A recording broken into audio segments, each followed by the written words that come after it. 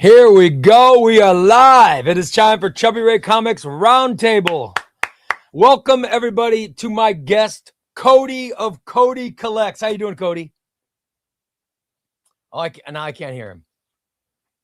Right before we started, I had to, clear the throat a little bit. My bad. Happy to be here, Ray. Thanks for having me on. A little bit long time coming. We were planning something a little bit ago, so yeah, I happy know. to be here. I'm glad we finally got together, and I'm glad you're on Roundtable, which is great. And I've been saying that I wanted to collab with you with something, but I'm not as cool as Kai Bucks or Domovex or any of these younger guys. The young guys, yeah. No, it's I don't know. I have some ideas on how to get some kind of like how your roundtable kind of inspired by that, trying to get a lot of different content creators in to get some more exposure. I like obviously how I met you through Near Mint Condition. Absolutely. And I really appreciate Omar for having all the content creators on, right? So I kind of want to do something like that, kind of inspired by you guys. We are sort of offshoots of the Omar universe. You know what I mean? The Omar cinematic universe. I think Dom calls him very fine condition, the very fine condition cinematic universe, I guess. It's weird, isn't it? Like there's the Omar verse and everybody else in content creators. So I'm very happy and very honored to be part of the Omar verse. So it makes me very happy. One day I'll have Omar on the channel too. I know you got a roundtable lined up. Yeah, he's coming in June 2nd, so I can't wait. It'll be because I think it's just it is pretty fascinating, just like the ripple effects that Omar has probably had, and I'd love to get into it with him. Just like, I don't know if Omar kind of expected people to be watching his stuff and turning on a camera themselves and starting to film. You know what I mean? So, dude, that's what I want to. I want to talk to him about that. Just yeah, I want to find out if he understands the significance of what he's done and what he's created. Yeah. I was talking yesterday. He's the Godfather. That's what I call him. So we were talking about Marvel Comics, and I was telling you, I think Marvel should hire Omar. We were talking about the fact that Marvel decided to do some reprints, and one of the reprints they decided to do was one that was already an overstock sale.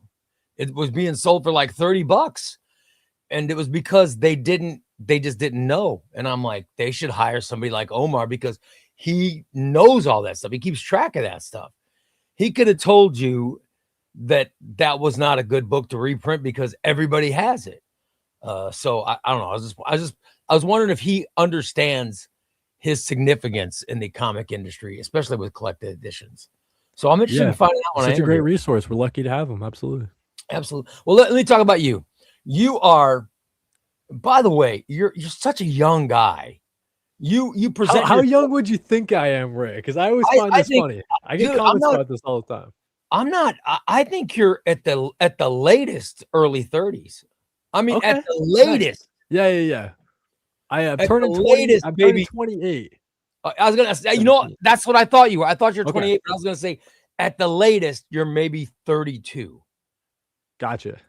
But no, you're a young guy. And by the way, 28's very young. I didn't even have a child when I was 28. We hadn't even had our kid yet, and my child is in graduate school. So, gotcha. There you go. Nice. So I'm telling you, that age, 28. You're still, of course, you're like me. You got married young, right? I did. Yes, I got married. I got married. We just celebrated our 2nd anniversary of marriage, but we were together. We've been high school sweethearts, so we were together long time. But yeah. So. Yeah, I got married. I got married to my wife when I was in my early 20s. I mean, we got married very young. But I've been lucky. I'm still with her. So if you're together in high school, you're going to be fine. You guys are going to be together for a long, long time. That's what they say, right? Yeah. 28 years old. You've been doing. How long have you been into comics? Let's hear Cody's comic origin story. Let us know how you got into this crazy world of comics. So I think that it kind of started with my mom, I guess, right? Because you think about back in the day, like who was kind of supporting all my weird hobbies. I mean, it just goes back to my mom. So I think that that's where my love of, I guess, comics and superheroes kind of started. Just her supporting me, just always providing action figures and stuff while I'm growing up and that kind of thing. And then I feel like it wasn't until I'm trying to think because you have like the odd trade here and there, like the Watchmen trade, just stuff like that you buy over time. I didn't really get heavy into comics until after graduating college. So this Oh, was really? in 2021 or 2. No, I So think it's 2021. When was it? Uh, Chat, help me out. The when DC was going into its not the All In era, the one Dawn previous future like the future state stuff. That's where I started. Was when future state was in single issues. That's where I started pulling stuff with my, just graduated, fresh out of college, first job money. So yeah, however long that was, the future state stuff. So you all right? So you weren't a kid who was collecting comic books. You didn't get No, comic. I didn't have very many single issues growing up. You go to the comic store, like my mom would take me. We didn't have like one that was, you know, right down the street or something like that. So I didn't have like an LCS growing up. Um, but you know what, the first kind of eye-opening comic book experience was when my mom got me The Walking Dead Compendium 1 because we were watching the show as a family, right? We're all excited. It was one of the season finales that just happened, and my mom was like, "Man, I want to know what happens next. Let's hook Cody up with the compendium for Christmas." And And I then just he'll read it remember, and tell us what and I happens. just remember ripping through that thing, man. I just remember sitting at, the whole family around. I'm like, okay, so in the comic, this happens, and then this happens, and then this, and that was kind of really eye opening. Like, yeah, comics are not. It's not just Batman. It's not just Superman, right? And I kind of, got that early exposure in my comic reading journey to like the world of indie stuff and kind of the creator Wow. own kind of route. And So your yeah, mom that was pretty bought formative early. and your mom bought your first book. Yeah, yeah. My mom hooked me up with my first collected edition for sure. You know what I mean? You think That's about awesome. where it all starts. So yeah. So but you said you got into it. You started seriously getting into it when you were 20. You were already in your 20s. I was already in my 20s. Yeah. So this was, um, I guess I was like 23, 24, I guess, around that age. And, That's late. coming out of COVID, right? I think everybody was kind of looking for something. And I'd always been interested in superheroes, watching the MCU movies and stuff, watching the shows. But yeah, just wanted to get into the comic books pretty heavy. And I saw that doing my little bit of research that the future state was starting. And I was like kind of interested. Didn't end up being like, I mean, you got some standout series coming out of it, like Rom V's Swamp Thing, stuff like that. But maybe the future state wasn't the best place to start. But I was pulling like everything from DC pretty much, just trying to kind of see what I liked. And That's awesome. yeah, As long as it got you in, man, that's all that matters. got And me in. when did you? All Absolutely. right. So you get out of high school, and then where'd you go to college? Where was the place where'd you go to I went college? to the University of Maine. All right, you went to University of Maine. And during COVID is when you went to college? So my senior year was when COVID happened. The second semester. So I was actually probably like the last year before everything got, messed up. I feel so bad for students nowadays or whatever. But yeah, I was like the kind of literally the last class before COVID like messed everything up. It was my semester that was, March, that everything got crazy. I was gonna graduate in May, so it didn't like Your crazily last super couple affect. months of college was you sitting at home doing it. Exactly. And then you get into the job out of college, and that's where kind of COVID was, you know. So did you get your first post-college job during COVID? Yeah, it was a part of like a job fair that you maybe like. Actually, it was probably in the fall. It's the fall engineering job fair at the University of Maine. That's where I got probably hired with the understanding that after I graduated, I would start. And my wife and I moved So down they to hired you. They Rhode hired Island. you before COVID. Yes, exactly. Yep. Okay. Yep. Wow. And then, but they didn't fire you because of COVID. Like you started work. Did you start working from home or did you actually go there to work? Start working from home for sure. I worked for the Navy. I guess it was kind of weird. I was doing like tech, cyber security, IT stuff for the Navy. So great first job out of college.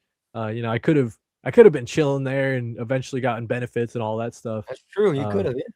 not making like the most money, but you trade off because you're making, you got a ton of benefits and stuff like that. What is So, your? I mean, to go into do you have? Is there family in the armed forces, or how do you, deciding the Navy? What is your? honestly, the Navy thing was just like the only place that I secured a job and it was like a for sure thing. So it wasn't like a choice necessarily to go. My parents are in the Air Force. We were talking about that a little bit before we started recording, and they So were did actually telling me to not join the oh armed your forces. parents said don't go into the armed forces. They're kind of like we've seen mostly just because if I ever planned on having a family or whatever, they kind of saw that, um, like the not detrimental, right? But like you're uprooting your family every 2 to 3 years Yeah, and kind of dragging them across the country. They didn't want like that kind of vibe. They're like, no, you go to college and you kind of get a job in the private sector, I guess. You don't have to worry about and all then the you go ahead and get a job complications, I guess. working for the Navy. Yeah, I so that's why I only worked there for a little bit. I don't work there anymore. I jumped back What is it over to called the when someone works for the armed forces but they're not a member of the armed forces? What is that?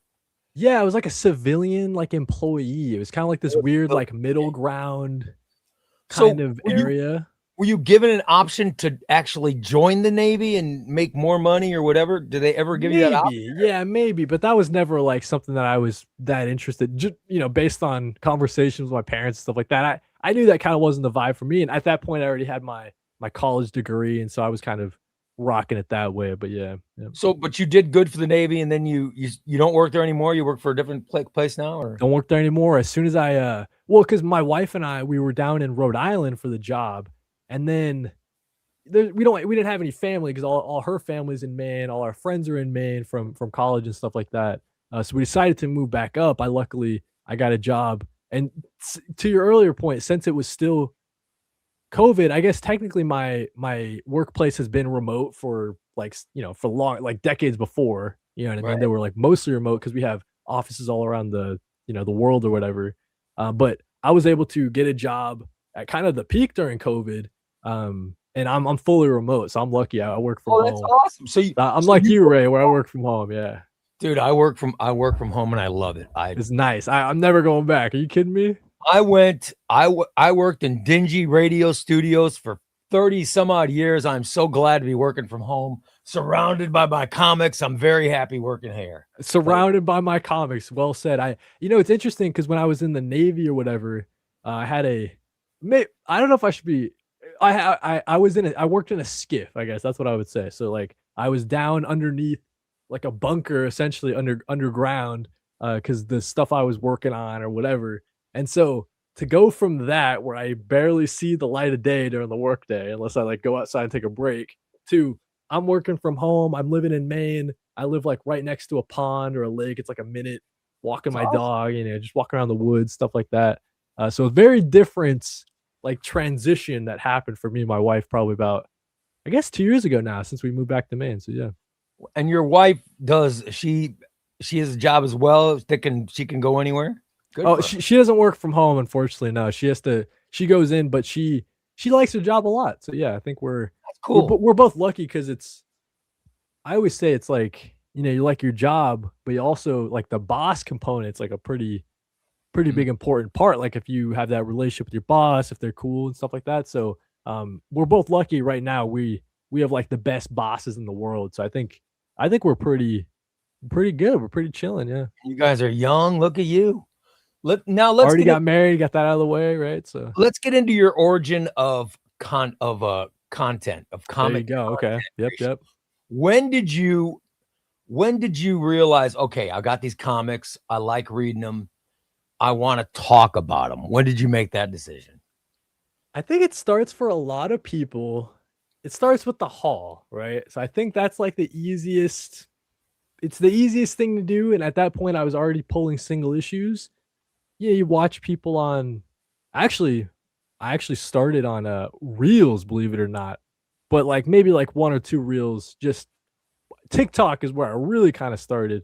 But yeah, you start with the new comic book day hauls. I mean, that's kind of just you scroll your TikTok on Wednesday, and if you're even slightly into comics, I'm sure you're just like bombarded with what everybody's pulling on Wednesday.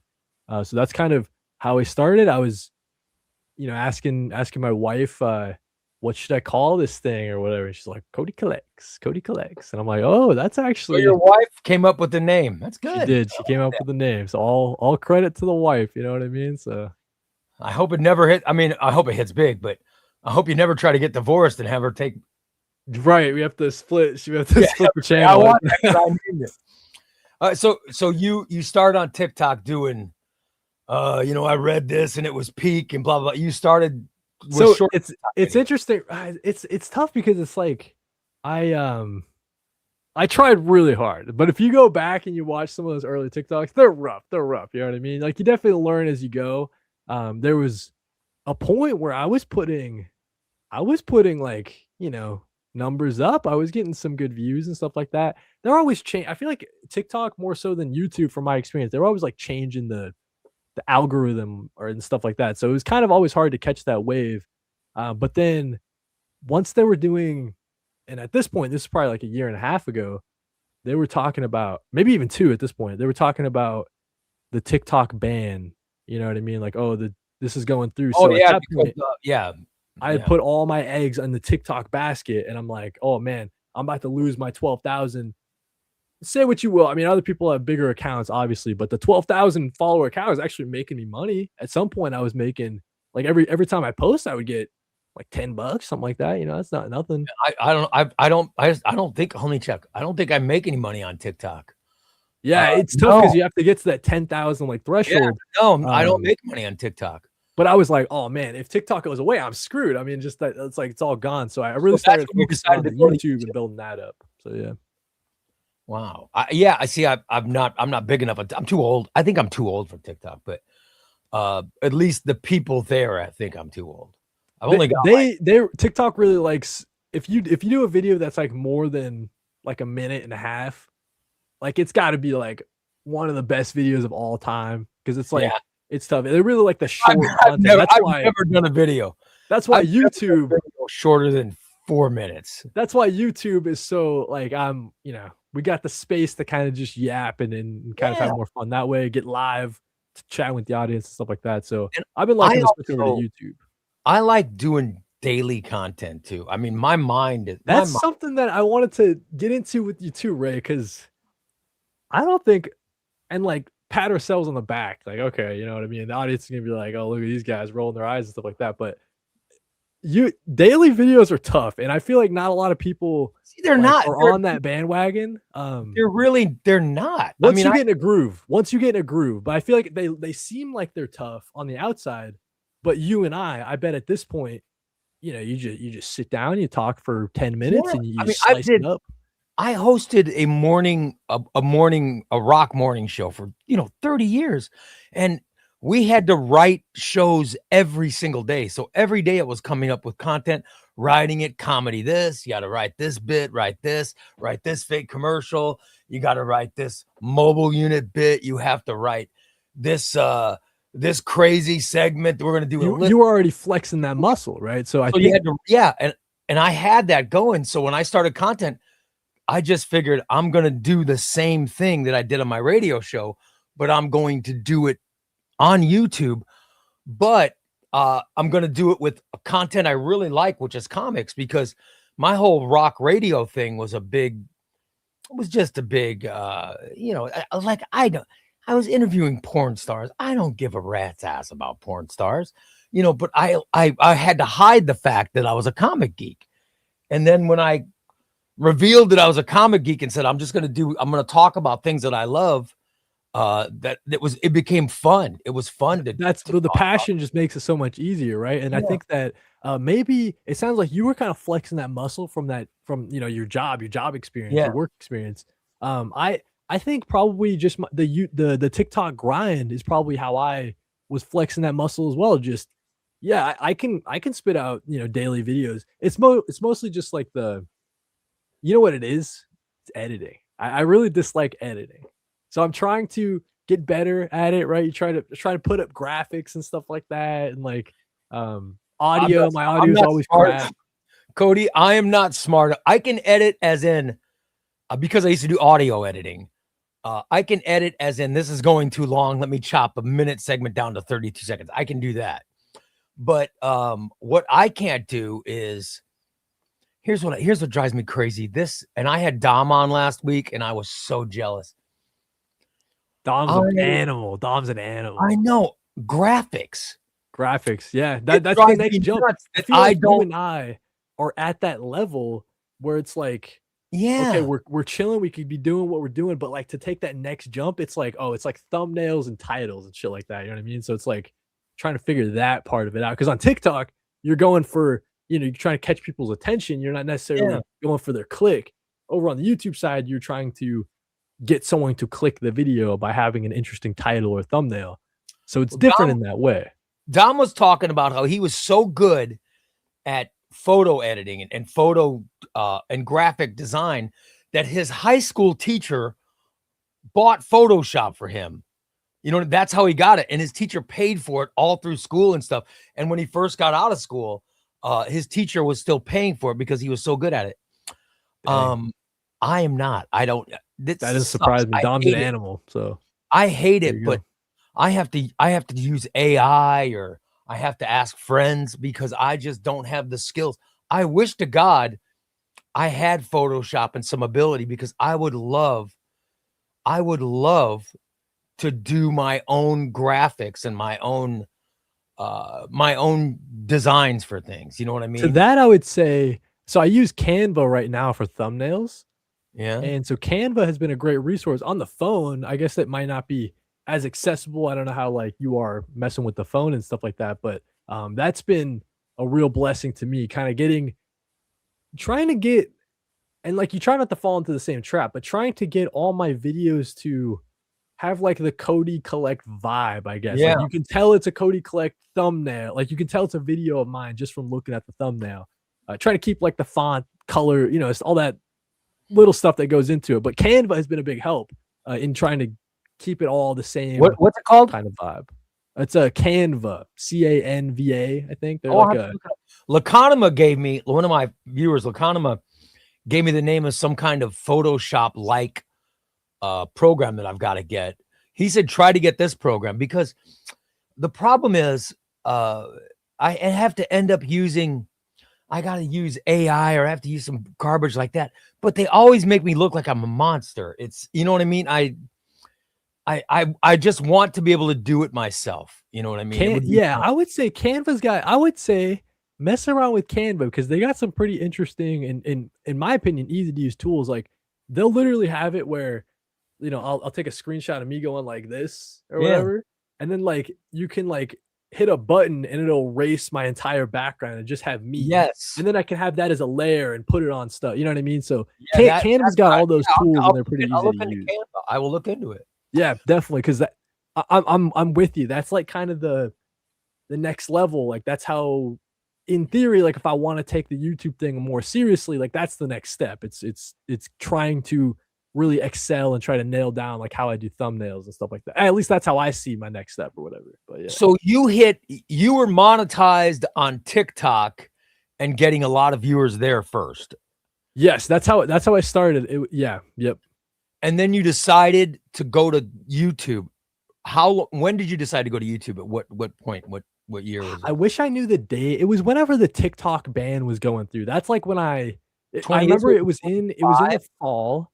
It was at this point, it was probably like my first, and actually it was the first series I started with on YouTube, I guess, was the new comic book day vlog. Like that's what I did every single Wednesday. And what I would do is I would do like the haul, but then I would do 3 extra segments and kind of have it as like a one long, maybe it's like 45-minute long video. And then throughout the week, I would split that up into its own video into each segment. Work smarter, not harder, I guess. Maybe some people would see that as kind of lazy, but that's how I built the, like you got to go for monetization. You got to get like certain amount of watch hours and stuff like that. So that was like a goal of mine. How long were you on YouTube before you got monetization and stuff? I never I think maybe I started like cross posting, like just posting exactly what I did on TikTok, but same thing on YouTube. But I didn't take it seriously until I didn't start posting long form stuff until it's probably like November of 24, probably around then. Okay. So yeah, so I just hit. It's like an easy way to tell is because I've been doing the new comic book day Wednesday vlog every single Wednesday since I started, and I just did number 77 or something like that. So kind When of trying to did do like the comic book, like long ongoing thing. Like I like having I'm at 77, 78. Like once I hit 100, it's a thing, right? But yeah. when did we were talking earlier about the Omar verse and how important near mint condition has been to guys like you and me. When did you first get in contact with Omar? Did he contact you? Did you contact him? How did you hook up with him? So Omar, so there was two comic conventions that I went to that Omar just happened to go to as well. So actually, we talking about it before the show in Chicago. Both of them were C2E2. Like one was in one year, 2023 or something like that, and then the next one was 2024. I can't remember the exact years. Actually, maybe it was 2024 and then 2025. But anyways, the first time I met Omar, it was right after he did like a panel. So I just kind of like, hey Omar, it's nice to meet you, whatever. Like I do TikTok, whatever. And he kind of followed me and became mutuals on TikTok. But then the second C2E2, I was me and Omar got into it at night. We were kind of hanging out, we were kind of drinking, stuff like that. We were out until like 3 a.m. man. It was crazy. So Omar and I, we got to know each other pretty well You on just that liked trip. him and you became friends. Yeah, so I think that C2E2 trip was a lot of fun because I don't know, you just like, Omar is Omar on the channel, but then it's like, oh no, Omar's just, it makes it sound like he's different than he is on the on his channel. He's exactly the same, but it was just nice to like get to know Omar on like a personal level. So yeah. Yeah, you can. I've never had a beer with Omar, but I imagine that's a pretty good time. I can't imagine that. I shouldn't out Omar, but I'll say this, okay? We were at this like, because like there was like nothing to do at like 3 a.m. or whatever. We're like just walking around. It was me, Omar, and my buddy. Actually, Tessa is a nerd. Maybe some people in the audience know Tessa. And then Comic Book Stash, my good buddy, Christian. And we were just walking around trying to find something to do. We go into like a comedy club or whatever, and they're like telling jokes, like, it's kind of a small setting, but Omar's in the back and Omar just wants to talk the whole night, man. So like it's kind of like this weird situation. Like you try to be shut up because they're telling jokes and stuff like that, but Omar doesn't care. So I'm gonna talk to Omar. But anyway, so after this situation, we kind of like decided to leave or whatever, and we're outside. Someone's got a joint, pass it around. I'm still. Next thing I know, dude, I'm in a big circle with Omar smoking a joint, and I'm like, this is like next level shit. Maybe I shouldn't out Omar. I don't know. So maybe he doesn't want people. That's how you got. That's how you guys got to know each other. Yeah, it's like 3 a.m. We're just like singing songs on the street, like walking back to our hotel. Just so then you go back home. And how long after that did Omar send you a message and say, "Hey, dude, you want to come on one of these broadcasts?" Or that's a good question. I don't know how long. I think the first one I ever did on Omar's channel. Wait, were you also on the Superman Evergreen stream? No, I was not on that one. No, okay, I can't remember where I first ran into you on Omar's stream, but the first thing I was ever on Omar's channel for was the Superman Evergreen stream, and he asked me because he was like, I'm kind of looking for someone that like hasn't been reading for comics like too long. Like I kind of want like a newer sort of reader perspective, and I guess he had known just based on our conversation and stuff like that, but he knew that I really started reading comics, a couple years prior. So I'd have maybe a different take on what I think are the best Superman stories of all time. And yeah, this was like right before the Superman movie came out and stuff too. So I was very appreciative of Omar for letting me be on to the Superman Evergreen stream, So my first big, I did a solicits thing with him, but then my first big thing was I did the Marvel Compendium, and that's where I met you.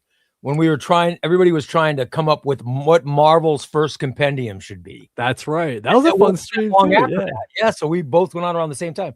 But here's the point I want to make.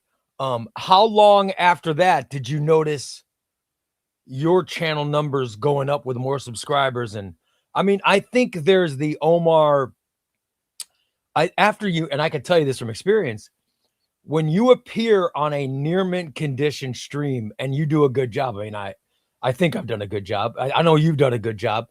So there's a bounce. There is the Omar bounce that you get. There's a bounce for sure. Every time you appear on Omar's channel, I would say, yeah, for sure. And you get the bounce after you appear on near mint condition, which is, you don't know that's coming. Like, you're just like, Omar seems like a cool guy. I want to know him. It'd be cool to be on one of those broadcasts, but you're not ready for the bounce that you're going to get. And it is, I remember with me, it was kind of oh, wait, what the hell? You know what I mean? That was sort of a eye-opening moment. Tell me your experience with that. No, yeah, I think you nailed it. There's definitely like an Omar kind of effect. I don't think you can deny it. Like, it's always nice to appear on Omar's channel, because you know that, like you said, if you do a good job and you're kind of there for a reason, and you have your good perspectives. Yeah, it's always great appearing on Omar's channel. I would say that it's kind of tough to like see through the weeds, I guess, right? Because you're like, okay, the Omar bounce, but also we do post videos every day, so it's kind of hard to like, you're right, delineate between them. But yeah, I don't think you can deny it. There definitely is like a couple extra. I got 100 subscribers today or something like that after appearing. It's very weird because, like, I know with me, I went on because, like you said, I just thought Omar was a cool guy and we're like-minded, and it'd be good to meet this guy. So I'm like, yeah. And he asked me to go on a stream. I was like, oh, hell yeah. I can't wait. I'd love to go on the stream. And so I went on just because I was a fanboy of Omar. That's why I went on the stream. I did not go on the stream to get a bounce. Okay. And then right. It's because it's like the crazy thing. It's like, even like in high school, even though I wasn't buying Omnis, like, I still watched Omar's overview. Like, it's like this weird thing where it's just like I knew about Omar before content creation and stuff like that. So it is kind of just surreal to be side by side smoking next to him in Chicago, right? But also it is just like kind of surreal talking to him before a stream starts and stuff like that. Yeah, Omar is just like one of the best people. Like, I am so glad to have met Omar kind of earlier in my YouTube kind of journey, I guess. You know what I mean? Just because, I don't know, Omar doesn't have to have anybody on. He could just be he could tell all of us to just F off, but right. Yeah, he absolutely could. So, and like I said, I'm a pro broadcaster, and one of the reasons I like Omar is I know he comes from a world of IT or computers, whatever, but I'm telling you, he's definitely, the guy's a pro broadcaster. I mean, I don't know if he realizes it or not, but he has all of the makings of really big pros that I've worked with. You know what I mean? He's very good in moderating panels and stuff. Yeah, true. Absolutely. He's very talented. Yeah. When you go on those panels, you get the Omar bounce. And I know with me, I wasn't expecting it. I was just expecting to have fun. And then but you go on there and James is on, and James puts, here's ChubbyRay Comics channel, and here's ChubbyRay Comics this and that. And you get that. And then the next day, your YouTube subscriber numbers go up. You get that Omar bounce. I wasn't ready. Links the stuff too. Other people that have, a lot of people appearing on and stuff like that, they maybe neglect to link, I guess. You know what I mean? Like, that's something else. Like, Omar could just invite people on, have them talk, get the watch time up and stuff like that, and then see you later. But no, Omar's great at like tagging people on all the socials and stuff like that, and making sure people, you get the bounce, and it really is something. I mean, as a content creator, you look and it's like, oh my God, I got 100 or 200 subscribers. So let me ask you this then, Ray. Is this like something that, like, how far do you want to take this whole thing? Do you ever want to hit to like an Omar level where potentially you could be doing it full time? Because I know for me, I can't fathom that. But I can't either. And like, even talking to Omar, I don't think I would want to, just because of the struggles that it can entail. Like, you never know, the YouTube makes a change to its algorithm and suddenly you're screwed and your family can't eat or something like that, right? So I wouldn't. It seems like a lot. It does seem like a lot of pressure. Yeah. Plus I work from home, so I'm kind of chilling, and I can, maybe I got a lunch break. I'll whip up a thumbnail here and there, or read a quick issue and stuff like that. So I don't think I would trade my remote work from home job anyways. But it's nice to have it, right? It is nice to have it's nice to have. Here's the deal, and I don't know if you're the same way or not, but I am monetized. It is nice, but I don't make any real money from this. You know what I mean? I give so many giveaways. The monetization, the ads that you guys watch, I appreciate you guys watching the ads, but all that monetization money that pays for the shipping to send you guys all this shit that goes out to everybody. Yeah, I mean, there's definitely, we're working at a deficit, right? Like I like to say right now that like my single issues every month are covered from the YouTube. Like once I hit that level, it's kind of cool. But I mean, to your point, I pay for like, you know, I got Canva Pro to make the thumbnails, and I pay for Riverside to, if I ever interview people and have, you know, if I have Dom on, I pay for Riverside, stuff like that. So I don't know if you pay for StreamYard. So like, I have StreamYard because for my definitely other working job, at like a deficit if you add it all up. But yeah. So I'm lucky. I have StreamYard for both jobs. So I have to pay 150, whatever I pay a month for it. It's worth it because I use it several times. You know, I use it for both jobs. So that's important. But no, it's nice to be monetized to help cover shipping, but I could not imagine, like you said, Omar, that's, you know, you pay an easy feeding the family with it. Seems like too stressful for me personally. A lot of pressure. I don't know if I can handle it. Yeah. I like that this is fun. I like that it is fun. And like you said, coming up with, I think it's fun to decide what videos I'm gonna do every day. I think I'm planning. I have months of advance that I've already know what I'm gonna do. Yeah, I recently, like, you know, because it, like, you go through phases, right, where I feel like, oh, I want to be doing this. Oh, now I want to be doing this. I feel like right now I kind of want to be in a phase where I have some like dedicated stuff, like, so dedicated series. So a good example, like you do the trade paperback Tuesday, right? Yeah, so every Tuesday, right? So like just having more of those types of things. So on Mondays, there's only been 2 episodes of it now, but I tried doing a Absolute Universe news. So like talking about all the news for Absolute Batman, all the Absolute series, like new covers that come out and stuff like that. Cause yeah, I pull out the suit, kind of like how Omar and Dom do. Just because I think that's pretty fun. But that's cool, yeah. Yeah, just trying to like make that a thing. So every Monday, I like the solicitation station. I like the solicitation station that you and Dom were. That's a good one. Yeah. I like stuff like that. And you know, Dom, like going back to it, I mean, Dom, like, you know, he puts all that work into elevate that from like a graphical and visual level. He makes it like interesting to look at. Whenever I have Dom on, it really just is the talking head show. We're just talking. Maybe I do a screen share and I'm poking around on my channel, but yeah, Dom always takes things to the next level for sure. Well, you're very, I mean, you're instantly likable. When I met you in that stream, I'm like, I like this kid. And then I got to be honest, I'm like, what? I don't know why, but I really like this kid. You have that face that's like, you're sort of a cross between Leonard,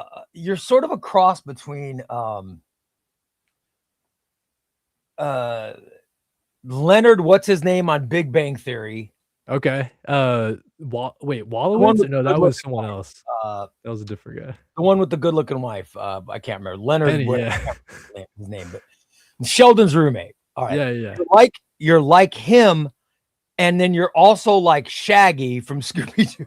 Nice. I do get the Shaggy comparison a lot. A cross between you come across a really smart guy, but yet you also come across as, you know, a burnout. My wife thought I was a stoner before we started dating, and I was very much not a stoner at that point. And so I get the Shaggy comparison. Yeah, I don't know. It's just like it's like you're saying, like whenever you're talking about something, if you're actually passionate about it, like I think that just comes across. I think when people watch, like hopefully they can tell, like yeah, if I didn't like comics, I wouldn't surround my wall. Like I wouldn't put comic book posters on my ceiling and like encapsulate myself in comics and action figures if I didn't love this stuff. You know what I mean? So I think the fact, like people always talk about my enthusiasm.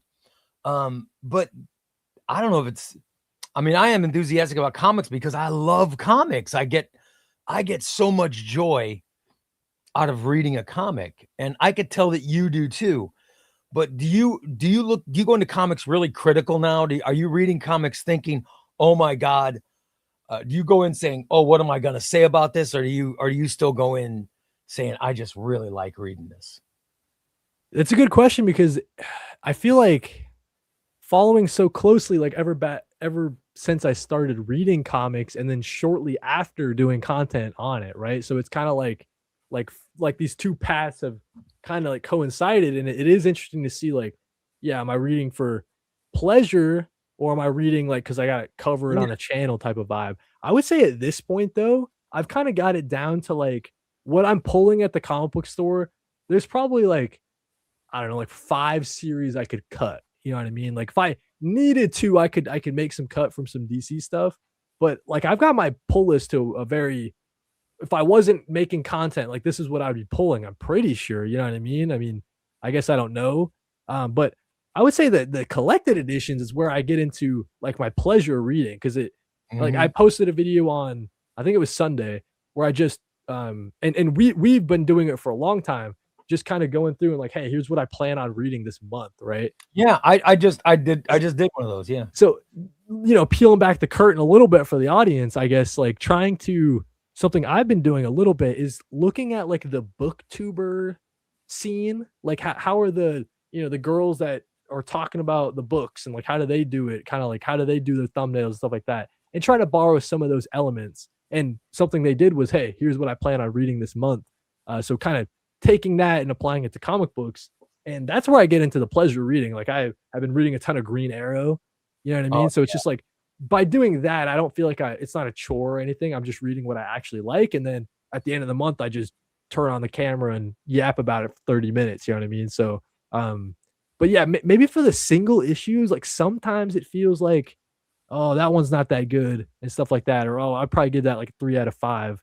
But I don't know. It's tough to find that balance, I guess. But the collected editions is where I'm really starting to, ramp up and like fall in heavy in love with comics has been always the collected editions. So trying to find ways to fit that on the channel a little more too. So yeah. Well, I met you through Near Mint, and every time, and we broadcast together a lot on Near Mint. But you started telling me about something months ago. Months ago, you started telling me, Ray, wait until the collected edition of this comes out. It will blow your mind. And let me say,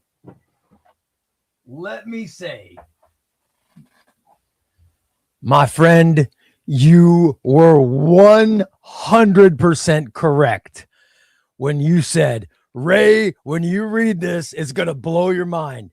This was sensational. You were the first guy. And I think it was like early issues. You said, this is going to, you're absolutely correct. This book is fantastic. It's sensational. So so like you're touching on something I find very interesting, right? Where it's like this, you're trying to find your niche in the content creation space. Like Omar does the overviews. You know what I'm saying? Like Omar, like I could do overviews and maybe I did a couple at the start, like trying to find your groove, but like I'm not trying to steal Omar's flow, and he's got the hookups for the new stuff that's coming out. If I didn't overview, it'd be something that came out a couple months ago. Like who the hell wants to see that kind of thing?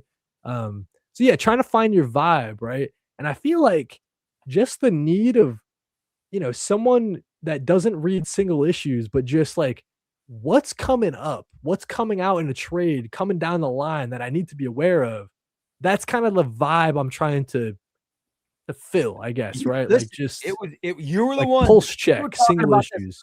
You got the single issues and you started talking about this. When this comes in collected editions, you would tell me, and I'm telling you, months before this came out, I said, Cody Collects tells me I'm going to love this thing when it comes out.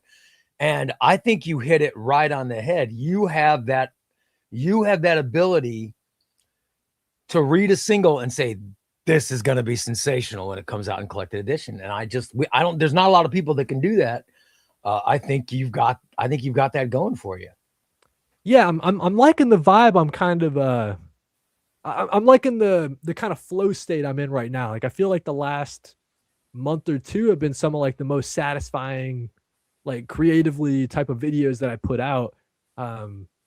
It is just like, yeah, just the barriers are just like my disdain for editing and like making thumbnails and stuff like that. Like if I had someone I could like pay, if I got to like a level, whenever this would be, I don't even know, where you could pay someone to edit, or you got like someone like Dom who's like, yo, Dom, can you hook her up with a thumbnail, bro? And he just like spits one out because he's crazy. Like if I got to that level, that would be really cool, because then it would literally just be talking to the camera and really just kind of focusing on that, and not having to edit and making it interesting to watch. Oh man, it's so terrible.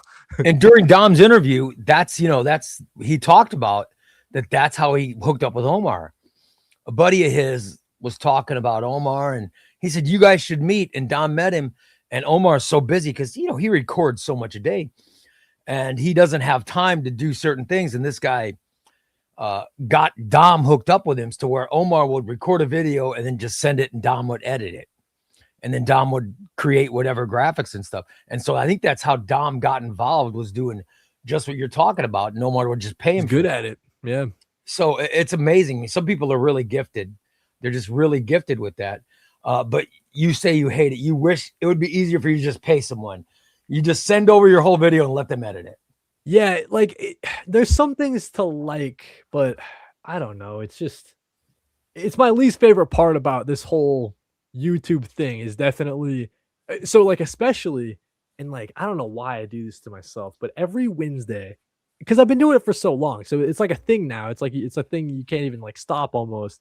But it's like I gotta go to the comic book store, I gotta get the haul, and I gotta record the Wednesday video. So my Wednesdays are like super stressful. Like people don't see the behind the scenes, right? But I'm doing my day job in the morning. I gotta get up at some point around lunch to go get the comics, and I gotta come home, film. And I used to do all those segments like that day, you know what I mean? So at this point, I've kind of toned down. Maybe I do like a segment and then the haul. So I kind of spread out the workload throughout the week. Like, so tomorrow, Wednesday, new comic book day. Actually, hold on. I'll grab this. So you guys know the series Something is Killing the Children. Yeah, love it. Love that series. So the company, James Tynion IV, Tiny Onion, he sent me a care package. So this has like a bunch of Something is Killing the Children merch in it, right? So dude, that's awesome. So like that's something else I want to get into, Ray. After hold on. Let's put this hat on real quick. Well, yeah, so it's like companies like send me stuff, which is cool. But it is kind of just trying to like, I don't know, stuff's cool, but like I want to get paid, I guess. You know what I mean? So it's kind of trying to find that balance. Like I got the Vertigo, like DC Comics. I've kind of been in with DC. I don't know. They sent me like a Vertigo thing, or like, good for you. This sounds like I'm bragging. I don't want it to sound like I'm bragging. I think it's awesome. Good for you. Listen, I've never met weird shit like Wendy's. I like it. Did you get that for free? I got this. Like Wendy's sent me a box, and like they had like a team up with a bunch of DC like kids meal toys, so they sent me like a care package. But it's like, are you interested in, and like, are you trying to find, like, doing the YouTube's cool, but like, I don't know, I'm trying to make it like a bigger thing, I guess. Like, are you trying to potentially like, get like a sponsor and stuff like that? I don't even know if you have one at this point. With me, like, for example, I've never interviewed a comic creator. I'm apprehensive to do so because I've interviewed two presidents. I've interviewed rock stars. I've interviewed movie stars, television, porn stars, politicians. I've interviewed so many people, but I've never really cared about them. You know what I mean? Because like I interviewed both Stings, Sting the rock star and Sting the wrestling star. I interviewed Shawn Michaels, the wrestling star, and I interviewed another guy named Shawn Michaels, I don't know if he was a porn star or a movie star. I don't know what but I interviewed two Shawn Michaels, two Stings. I've interviewed a bunch of people with the same name. I've interviewed sports stars, and I've never cared about it.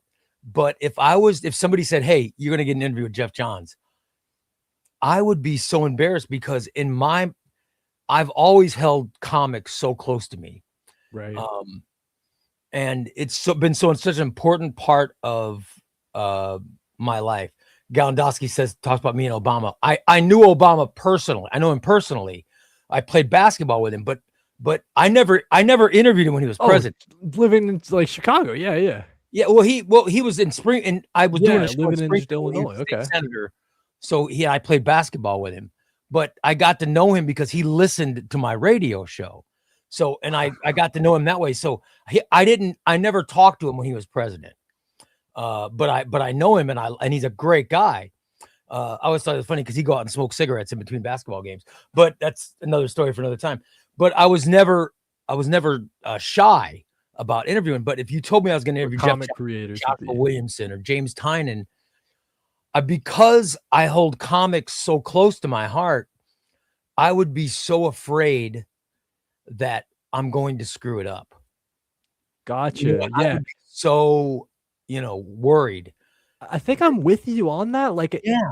Also, like, I don't know if I think about this all the time. Like, so for example, and not to be bragging again or whatever, but Matthew Rosenberg like sent me a box for his new single issue series.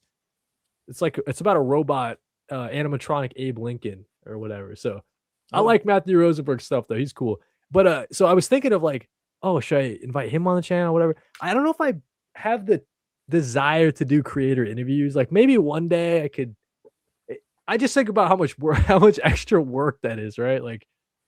Like I don't want to add like another like thing, I guess. And hats off to like Dom. He has some great interviews, great insights coming from Dom. He's a great interviewer. Omar, Dom's great. Omar's good. You guys are great. I bet you would kill it doing a creator interview. But personally, for me, it's just not like I don't know if I think I'm liking it from the sidelines. I guess I don't know if I need to. I've had one. I mean, I had James Tynan told me how to pronounce his name. There you go. I got his pronunciation from him. That's as far as I've gone. I got his pronunciation from him. I asked, I said, "Hey, I'm doing a lot of videos about you because you're one of my favorite writers. Please tell me how to pronounce your name correctly." That was the extent of all of my creator contact, was him just telling me it's Tynan, and that's how you pronounce it. And it was very nice of him. But I'd rather have that conversation with him than, "Hey, tell me, what was your inspiration for creating Erica Slaughter? How did you create this character?" It's almost too close to home. And I'm just guessing I feel the same way. In your mind, you have the answers to all your questions. Like, I'd like to ask Jeff Johns, where did Simon Pure come from? In my mind, I know where I think Simon Pure came from. I don't want to ask Jeff Johns and get the real answer, because maybe it would diminish my I don't know if it's a fantasy or what, but in my head, I have these stories already. And maybe if I get the real story, it won't be as interesting to me. So I feel that there's an aspect to that as well. Yeah. I don't know. It's just, I don't know. I think about it like every so often, but I guess for me, it would have to be a comic book creator that like I really, to your point, felt like I knew their work, not like inside and out, but like could yap about it with them, right? Like I would want to like kind of be well versed in their stuff. I wouldn't want to just like interview. Like I don't know if you're probably the same way. If you put your email on your page anywhere, like I get requests all the time for people. Maybe they're working on like a creator owned, like a super indie, like a self-published thing, and they want to come on the channel, stuff like that. But I'm not trying to be an interview. Like it's more like, without saying trying to seem self-centered, it's kind of just my experience with the comic, the Cody collects, like it's my experience collecting. So I'm not trying to be like an interview kind of person. I do like having, chats like this and getting live with the audience and stuff like that. Like talking to my comic book content creation friends and stuff like that, collabing on content. But I don't necessarily feel the need to. It'd have to be a content creator, like a comic book creator that I really like connect with. And there's only a select few that I could probably put in that level, I guess. how important is your personal brand creation? Are you constantly creating and recreating your personal brand, or do you make sure that the types of things you do are just going to accentuate your brand? Do you want to make sure not to hurt it? I mean, do you know what your content creation brand is? Are you aware of all that stuff? I guess it's something that like I think we're always trying to figure it out as you go, I guess, right? Like what is kind of like my voice and like how do I want to yeah, like what kind of lane am I trying to fill, I guess, right? Um I think it's easy to I don't know, I don't focus so hard on I'm just kind of being myself, right? So I guess the like the brand aspect to it, like I don't have to worry about like oh, act this way on camera. So like I really just am trying to just be as genuine as possible. I guess like it's cool because we have working so close with Omar. He's almost like a filter almost, right? It's like if Omar's cool with somebody, then I could probably be cool with them. So I guess from that aspect, I'm not like worried about, you know, having Ray on or collabing on Ray's channel. Like I know Ray's I mean, I guess Ray could who the hell knows, I guess, Ray. You could be the crazy, crazy guy off camera, but for now, I'm fine with being on Ray's channel. You know what I mean? So, Well, no, I mean, with me, my other job has always been I've got to create this brand. I've got to stay with it.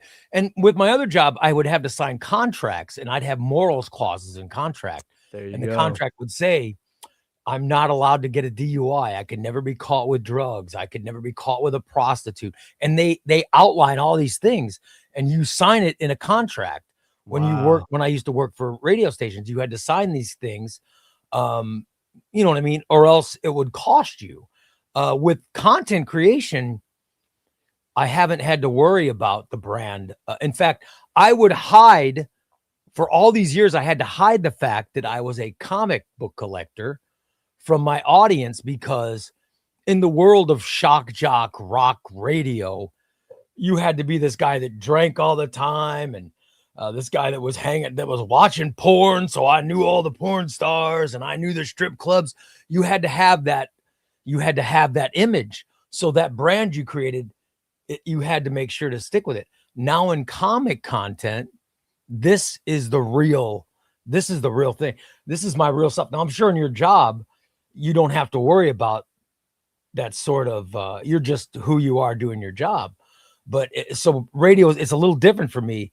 So this is more freeing because I get to be myself. Yeah, agree with that. You're talking now that your brand has grown enough to where, listen, Tiny Onion sending you stuff, Vertigo sending you stuff, Wendy's, Lord, Wendy's is sending you things. I mean, you've grown that much. How much attention do you pay to that to continue growing it? Yeah, I guess I see where you're going with it. Yeah, so I think that for me, I think the fact that I've gotten kind of like all these responses from all these different interesting companies and stuff like that, and I've been very fortunate to I've been paid, you know, a little bit here and there. It's definitely, I mean, it's less than like $1,000 in total, but like I did a video with like Whatnot, like I did an ad with them. They call it like UGC, user generated content. Actually, I can share this because the whole thing kind of fell through, so I can talk about it now. But Regal Cinemas like hit me up on email and they're like, "Hey, we want you to do a Mortal Kombat 2, like get your tickets now kind of thing." And I was like, "Oh, that's cool. That's a cool opportunity." They're asking me what my rate is and stuff like that, and I sent them like, "Let's go for 300. Let's go 300, stuff like that." So they agreed to it, but at some point they had to scrap the project, I guess, like last minute, which kind of sucked. But stuff like that. So I've done projects like that in the past. You know what I mean? So it's an interesting. I think that the fact that I've gotten that kind of stuff and been very fortunate enough with that, that's kind of like validation to kind of keep doing what I'm doing and just kind of keeping it positive and just being as genuine as possible. And it seems to be working. You know what I mean? So yeah. I'll speak directly to comic content creators. I know for me, when I got monetized and my subscribers got into the thousands and all this stuff, when this stuff started happening, there were comic book and you don't have to talk about it if you don't want to, but I imagine they're the same ones. Comic places that sell comics will reach out to you. They'll reach out and say, "Hey, we would like to use a ChubbyRay code for people would get a discount for blah blah blah, and then we'll pay you this much." And with me, I started getting these options or these offers. Meanwhile, now with me, Crooks and Bandits Comics is just a guy, Adam, who I just love Adam. He's just a good guy. And he went to me and he said, he goes, what would it take for me to get a ChubbyRay Comics code for Crooks and Bandits? And I just said, let me think about it. And I ordered from him. I wanted to see, and I paid, got my stuff. There you go. Yeah. And so I said, well, what's the, what is the savings going to be for my viewers? And he told me what the savings would be for everybody who did it. And he said, if I use your code, I'll give everybody $2 off. He goes, and then, and he said, or you can just choose. He goes, or I can do $2 per book if you don't get paid. I said, I don't want to get paid. I don't need to get paid. I don't need anything for me. I don't need anything for me. I'd want it to go to all of my viewers. So I went with crooksandbanditscomics.com because I wanted an actual savings to go to my people. I didn't care about getting so many dollars per book sold. That doesn't mean squat to me. That's very cool, Ray. Yeah, you know what I mean. And I've not been guys out there with anything like that. Oh, you haven't gotten any of these vendors or distributors or anything like that. You haven't been approached yet. They haven't come to you with the offers yet. Nothing serious. Like it would be cool. Like if I got like an in-stock trades code or something like that, or an organic price. I guess not organic price books. I got beef with those guys. But if it was cheap graphic novels, you know what I'm saying? Like I would do cool. So you would get a code from what if these places asked, you're saying? Yeah, I guess so. Like it's just something that's always been just like, I don't know, because like I've always had this mentality of like I love the comic book hobby. Like I love collecting, I love reading. Yeah. It would be nice if the hobby could like fund itself, I guess, right? Like that would be the ultimate kind of dream if it was like net even. Like I love the hobby and it doesn't cost me a thing. Like that would be the ultimate goal. Awesome. Very far away from that goal. I mean, everyone in the audience kind of knows collected editions. Like that's a lot of money. To our earlier conversation, I mean, we're definitely in the net. We're definitely in the net negatives. Like we're not.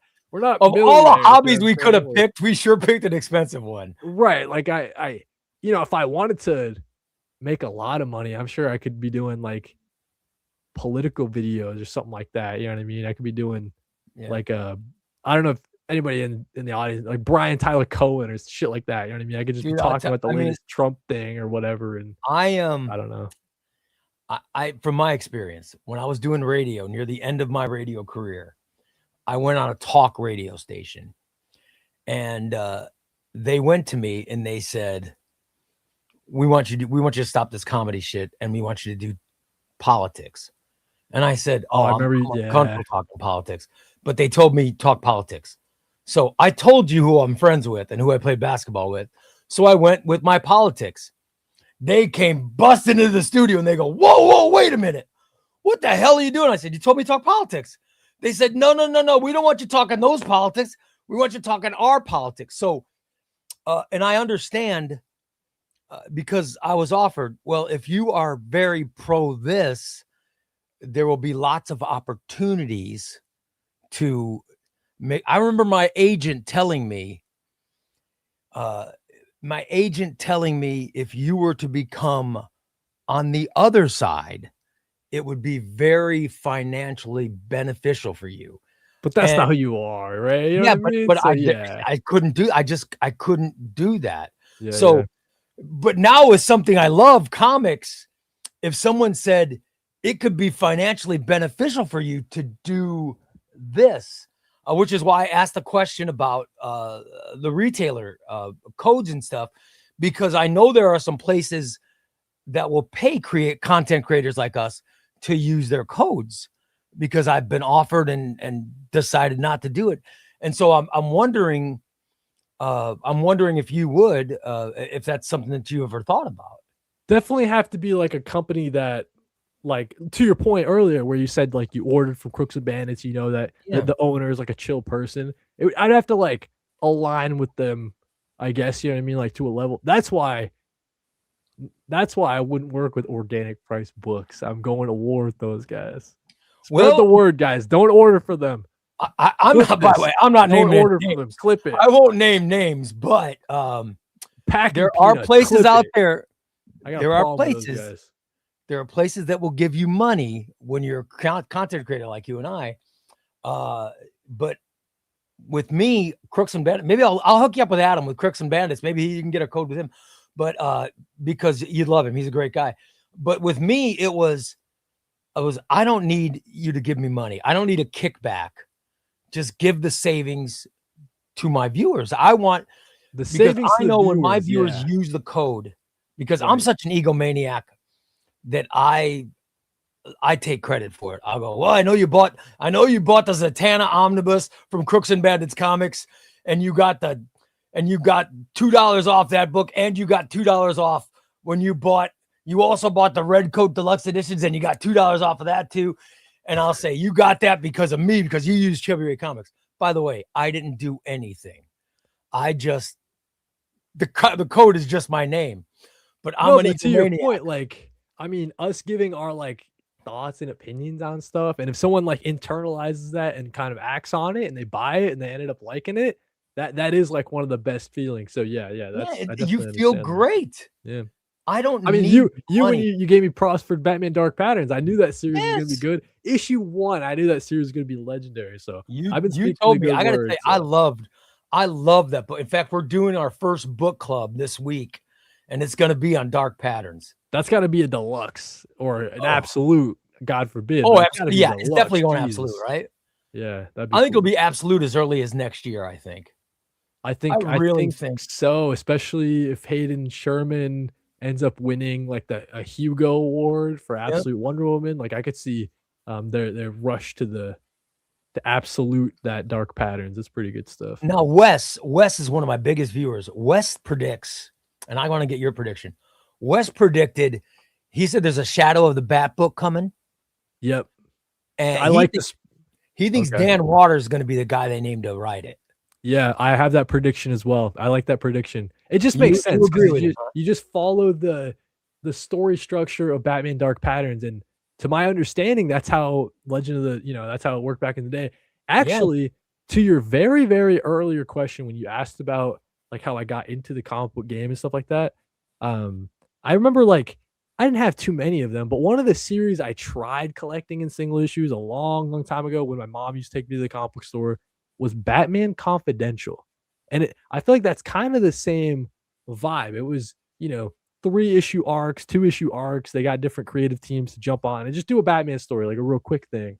And that kind of model, I feel like would work very well in Shadows of the Bat or whatever's coming later this year. But having it focused straight from Dan Waters, that's just music to my ears. I mean, that maybe you get different artists jumping on and joining Dan Waters for like 3-issue arcs and stuff like that. I think the Batman Dark Patterns formula is just, it's ripe for years and years of great comics. Like just, I really, really enjoyed this, man. You got to read. Have you had a chance to read Dan Waters and Ram V teamed up on a book called The One Hand and the Six Fingers? No, I've not. No. Okay, so hold on. I got it back here. Wait, actually, do I have it? Where the hell's my wait. One Hand, Six Fingers. I guess I don't have it on my bookshelf. That's kind of sad, actually. Maybe I loaned it to a friend. Anyways, it's a book about it's a crime book where you follow, it's kind of like in a Blade Runner future setting, and you have the detective going after the serial killer, and it's kind of like a Catch Me If You Can type of vibe where Ron V's writing the detective's point of view, and then Dan Waters is writing the serial killer's point of view, and you're kind of getting the cat and mouse. It's called what? What is it called again? The One Hand and Six Fingers. It came out of Image Comics, and that's like one of my favorite I just think Dan Waters has such a strong voice for that crime and noir type of vibe. And so him on Batman is just such a treat. And him on Nightwing, I'm liking it, but I kind of wish it was a little bit more gritty crime and noir. I like his first Nightwing paperback was really good. The second one, third one gets better though. I remember we talked about that. I didn't like that imp fifth dimension. I'm not a Batmite Mixoplix guy. Like I'm not the fifth dimensional person just in general anyway. So yeah, the second arc didn't vibe with me as much. But the third one, where they get kind of back to that first arc vibe, I like that third arc a lot more than the second. I love Nightwing, so I can't wait for it. I just can't wait for it. Let me ask you some. I wanted to ask you some quick questions, and then I want to open it up and take some questions from the audience because I know they've been asking a bunch of questions, but I haven't been following along as close as I should have. So let me do some quick questions. Favorite DC book right now? Favorite DC book? Favorite DC book? Got to be Gotham Central. That's an easy question for me. Gotham Central. You got the Ed Brubaker. You got your Greg Rucka, and it's just some great crime and noir stuff. That's got to be my all-time favorite. Just DC omnibus, just a one and done awesomeness, all in one collected edition. It's so good. Favorite Marvel collected edition? You know, Marvel's tough for me. I'm not the big, and I mean, I don't like the modern day Marvel stuff. I don't vibe with as much either. There are like select series that I do follow. But just in general, I haven't read too much Marvel stuff. I guess for me, first thing that came to mind was the Bendis Daredevil 2-volume set. I think that's what I would say for favorite Marvel. Yeah, I think that would be it for sure. Give me your favorite DC ongoing series right now. That's going right now. It's got to be Absolute Wonder Woman. I think it's so good. And I have this internal debate all the time is like, how would I rank the Absolute Universe titles? But I think Absolute Wonder Woman still lands on top. And you got to forgive me, Ray. I've been doing a lot of bragging, show and tell type of vibe. But since we talked about Absolute Wonder Woman, I'm on your channel. I got to show this off. It's the art. Oh, wow. Look at that. Absolute Wonder Woman, the 2-page sequence, Hayden Sherman, Diana growing up in the cave. How the hell did you get that? The original artwork from Hayden Sherman. Okay, so I just like to show that off every now and then. That's awesome, brother. I don't like people forget, you can't forget about it, guys. I got that. Okay, so favorite ongoing Marvel. Favorite ongoing Marvel right now is I guess I'll say the Daredevil series has the potential, but for right now, it's got to be Captain America by Chip Zdarsky. I've heard it's so good. It's like so prescient. It's one of those series that, like, as I'm reading it, I'm like, dang, it probably will still stand the test of time. But the reason why it's so good right now, kind of similar to your Wonder Woman, on your trade paperback Tuesday, when you're talking about the Wonder Woman by Tom King, those series, both that and Captain America by Chip Zdarsky, are so good right now because of what's happening in the world, or because of the war in Iran, or because of they're knocking down the White House and stuff like that. Like all of that enhances those series for me. So Captain America by Chip Zdarsky has just been excellent from start to finish. I like Zdarsky. I cannot wait. That first trade, Ray, is gonna it's like a kick to the teeth. It's so sick. I can't wait. I cannot wait.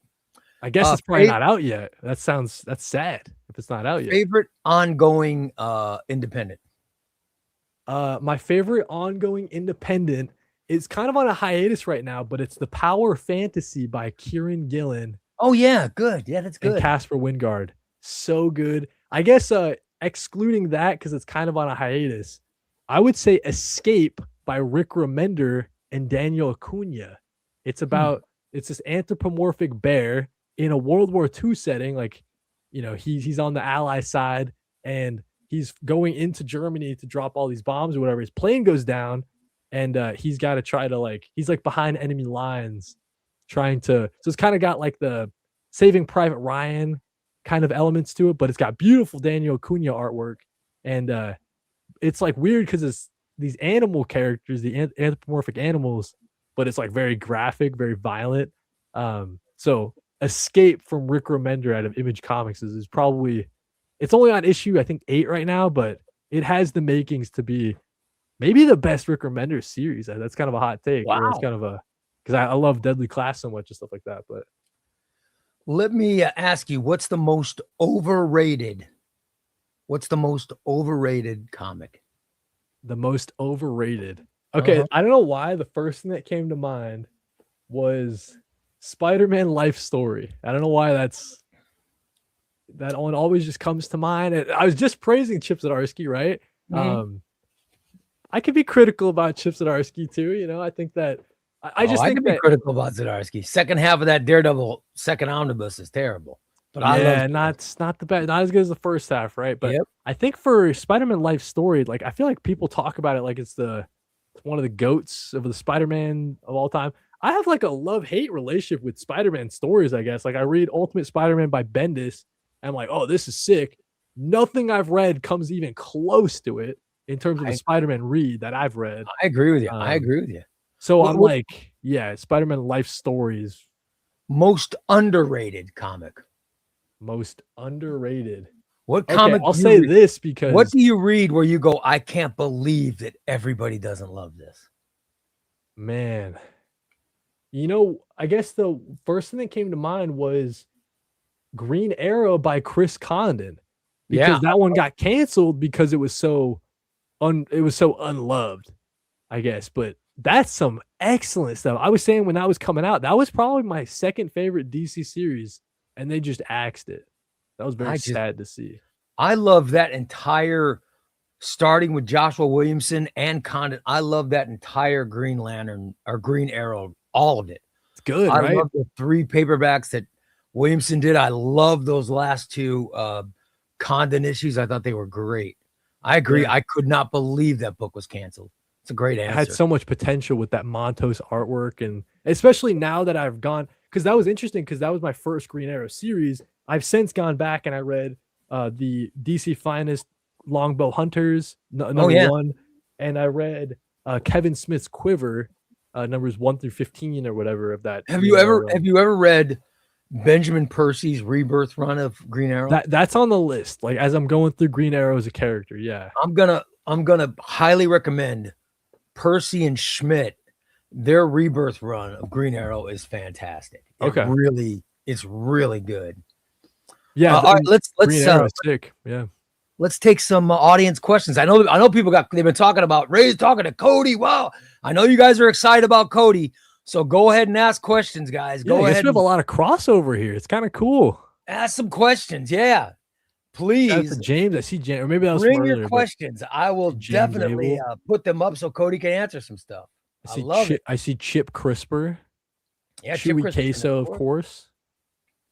We got a bunch of great viewers in there right now.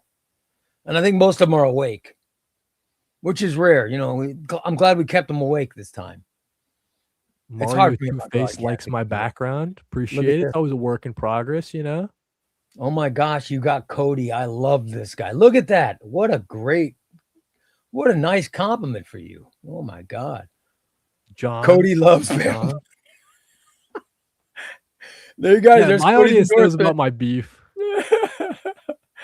All right, let's see your question. Give me some questions. I want questions. Stupid packing peanuts, man. Get them out of my face, dude. Favorite Marvel and DC omnibus, Cody. He already said Gotham Central was his favorite DC omnibus. Gotham Central's probably got to be the DC one easily. You know, for Marvel, actually, you know what was a good Marvel omnibus? Number 1 for Ed Brubaker's Captain America, because that's got the Winter Soldier stuff in there. Like that stuff. All 5 of them. I haven't gone beyond number 1, dude. That's sick though. I love it. I really liked Ed Brubaker's Daredevil number 1, but I don't have number 2, so I can't continue with it. Devil and Cell Block D, the Devil and Cell Block D is that's in the number 1 Omni. Yep, that was some good stuff. I like that a lot.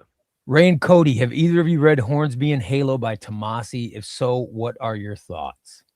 I read the first couple issues. I was trying to keep track of everything going on at Ghost Machine. It's tough because they put out a lot of stuff nowadays. I think I'm kind of embedded with the unnamed universe that they have going out of there. That's your Geiger, that's your Junkyard Joe, and that's your Redcoat is also in that. Yeah. So I like the unnamed universe stuff. Even Rook Exodus, even though it takes place on another planet, is part of that. Yeah, I remember having a discussion at my comic shop with someone was trying to give me grief about it. I'm like, I don't know, whatever. I guess that one is or isn't, but Rook Exodus is sick too. I wish that one would come back. That's not a hiatus. But yeah, Hornsby and Halo. I guess for me, like the whole heaven and hell type of stories, they don't always click with me immediately. So maybe I could go back and maybe it's better served in like a binge read. But Hornsby and Halo wasn't my immediate favorite stuff at a Ghost Machine, but I'm just not like a heaven and hell, I'm with you. I'm not a fan. I own it.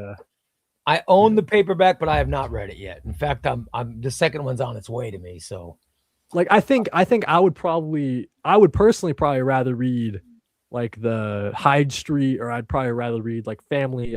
What's it called? The Rockefellers. Yeah, like I was having more fun with the Rockefellers at least at the start than I was probably with Hornsby and Halo. So that's kind of like where my tastes sort of lie, I guess. But yeah, I like the Rockefellers a lot, actually. Yeah, that's some good stuff. Some like Fantastic Four, just family fun.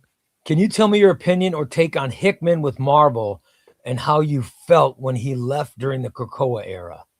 So I wasn't reading comics at that point, like with the high. I never like dipped into X-Men. Like that's a whole other can of worms. So I haven't even read like the Krakoa era stuff. My thoughts on Hickman, I guess. It's weird. I feel like, I don't know. I feel like word on the street is like people are maybe down on Hickman nowadays, but I don't know. Like a year ago, everybody's hyping him up as like the greatest writer. I guess I'm like, it's just like any other writer. I guess I'm like hit or miss, unless they're Ed Brubaker or Jeff Lemire. They can't really miss. But yeah, so Jonathan Hickman, like I've been going back and I did his Fantastic Four 1 and 2, and then I read the Fantastic first Volume 1. Avengers. Yeah, right. Like that stuff is excellent. And then I read East to West, of course. That's like my favorite. Yeah. Like that's some excellent stuff there. So it doesn't surprise me that maybe like his kind of Krakoa era kind of petered out, whether that was like editorial. Have you ever read Jumbo? Have you ever read his Avengers? I read Volume 1 of the Omnibus. So like you never read when he has like the kind of like leg room and kind of the runway to kind of run with something, you can see like that's where he really excels. I guess like, I mean, you have like a long string of projects like the Imperial stuff or like Gods, like that's like an acronym series, GODS. And then even Ultimate Spider-Man to a point, like you can just see where it's, I don't know, Jonathan Hickman's series needs like 50 issues or something to kind of work itself out, I guess. I don't know. It's really interesting. If I gave you a Brian Michael Bendis, if I named you two creators, you got to pick one. Brian Michael Bendis or Jonathan Hickman? I guess I haven't read too much Bendis stuff, but just based on how good Ultimate Spider-Man is and how good the Daredevil by Bendis and Maleev stuff is, like that's probably where I would lie. But East to West is really sick. I really like East to West a lot. That's like a top 10 for me, top 5 for me. So yeah, it's interesting. Someone comments, I think Hickman is down on Marvel, which causes people to be down on Hickman. Like, yeah, maybe I like Hickman's non-Marvel stuff more, I guess. Versus like Bendis, he has those great, excellent Daredevil and Ultimate Spider-Man. Those are like almost unbeatable. By the way, the best thing Bendis ever had, the best thing Bendis ever did. New Avengers, brother. New Avengers. Brian Michael Bendis, New Avengers. So I have the New Avengers, that same thing, but the cover I have is like Red Lightning. Oh, that's the standard. That's the standard. This is the okay, cool. So I haven't read it, but I did pick that one up at my old comic shop for like $50 used. This is so good. Excited about that one. New Avengers by Brian Michael Bendis is the best thing. It's so good. That's sick. I'll have to pick that up at some point then. So some point soon. So but you're right though. I got to finish the Jonathan Hickman kind of like whole saga I was doing, like doing the Fantastic Four into the Avengers. And then I mean there's stuff before the Fantastic Four even that I haven't read. Have you read Secret Wars? Have you ever read Secret Wars? No, I was trying to do that like whole journey. Like I have some bits. So you never read Avengers Volume 2? No, I haven't read Volume 2 yet. Nope. Oh yeah, you got to get to that. Yeah, it gets really good. Maybe I can line that up with Endgame. That's actually kind of my plan. Maybe get ready for Endgame, read some Avengers like prior to. Yeah, I haven't. I love his Ultimate Spider-Man, but I haven't gotten to the end of it yet. I hear some comments about the end of it, but I don't read singles, so I haven't gotten there. Oh, for Hickman? So you're saying you would take Bendis over Hickman? I guess so. Yeah, I don't know. It's interesting. Like I feel like like the Bendis stuff that I've read, being Daredevil and Ultimate Spider-Man, like those are like top 10s for me easily. Mm-hmm. And then Hickman, like I like his Fantastic Four a lot. I like the Avengers so far. East to West is really good, but then there's some knocks on Hickman. I mean, like just like his Ultimate Spider-Man, 24 issues of that. I mean, just reading that in single issues is kind of brutal, man. Someone commented earlier, like, you know, it was when we were talking about how like I'm usually positive all the time. Marvel, I have a very complicated relationship with. Being a single issue fan and like trying to follow Marvel stuff is like, it's painful sometimes, man. Like I don't. So when I look at someone's haul and it's mostly Marvel stuff, I'm like, oh, buddy, oh boy, I feel bad for you, man. It has been a down year for Marvel. It's definitely been a down. Well, maybe it's been a down few years for Marvel. I don't even know. Like, okay, has anyone in the audience, have you opened up a Marvel comic book in the last year? I'm not even joking you. Half of it's ads. Like, I'm not even joking. It's not even a hyperbole. Like, there will literally be 10 pages of ads. There'll be a story-breaking ad every time you flip the page. It's crazy. It's actually insane. I bought 2 single issues in the past 2 years, and they were both Marvel books. I bought in Iron Man #1 and Iron Man #2 by Joshua Williamson. Okay, because I'm a huge Joshua Williamson fan, but I liked both of them. So there's my Marvel experience has actually been positive because it was Williamson and it was Iron Man. But that's all I read. That's the thing. I feel like with the Marvel series, you really have to have a bunch of different elements for me to like be fully bought in. Like with the Fantastic Four series, it's like, okay, cool. Ryan North's still doing his thing. You got Humberto Ramos. That's an easy series to subscribe to. But some people ask me like, oh, you're not subscribed to like, you're not pulling the Death Spiral stuff. It's like, no, man, I'm not pulling I'm not pulling Amazing Spider-Man like 5 issues a month. No, thank you. You know, I get owned on pulling a bunch of DC stuff. I get screwed the other way. So. See you next Tuesday, says Cody. Are you familiar with Tom King's Batman run? I really dug his run with The Dark Knight, but his work on Mr. Miracle was phenomenal. Have you read it? If so, what's your thoughts? I am a huge Tom King fan, and it's weird because coming from the TikTok side of things, man, they hate Tom King over there. I don't know if you don't say Tom King on the TikTok app. You will be flooded with like hate comments and all sorts of stuff. I'm a Tom King glazer, I guess, as the kids would say. I'm a huge. What's that there? Yeah. Listen, the Wonder Woman stuff. I think I even left a comment on your video. I'm liking it. It's just like probably just too slow single issue wise, but reading it in a trade, I'm sure that thing rips.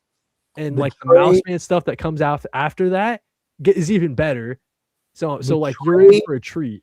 This trade was phenomenal. I really enjoyed this story. I mean, he killed a major character. People be hating it online, but I think that the Wonder Woman stuff is like probably my least favorite Tom King stuff, but even that's like not that bad. I mean, you got stuff like, and to your point, to your question, I have not read the Batman run by Tom King, so maybe that's like, I haven't read his worst stuff, some people would say, but Gotham City Year One, Human Target, there's more time, Supergirl, Woman of Tomorrow, my favorite DC story of all time, Superman Up in the Sky.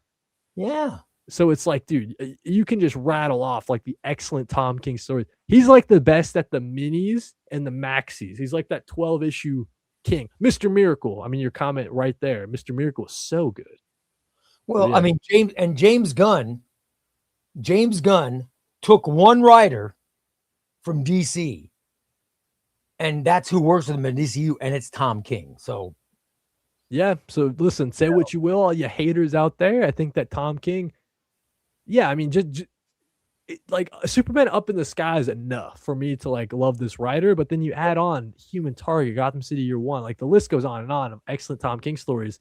I'll never be a hater, as much as people on TikTok try to make me. well, I think that there are people that don't like him because he used to work. There's like that whole extra layers to it, and like the CIA bits and stuff. He used to work for. He was a guy who worked in the CIA for a long time. Right. So I think they dislike him for other reasons. For sure, but like I think that they kind of conflate the two, and they kind of they hate the person, they hate the writing or whatever. But it's like you gotta, I don't know.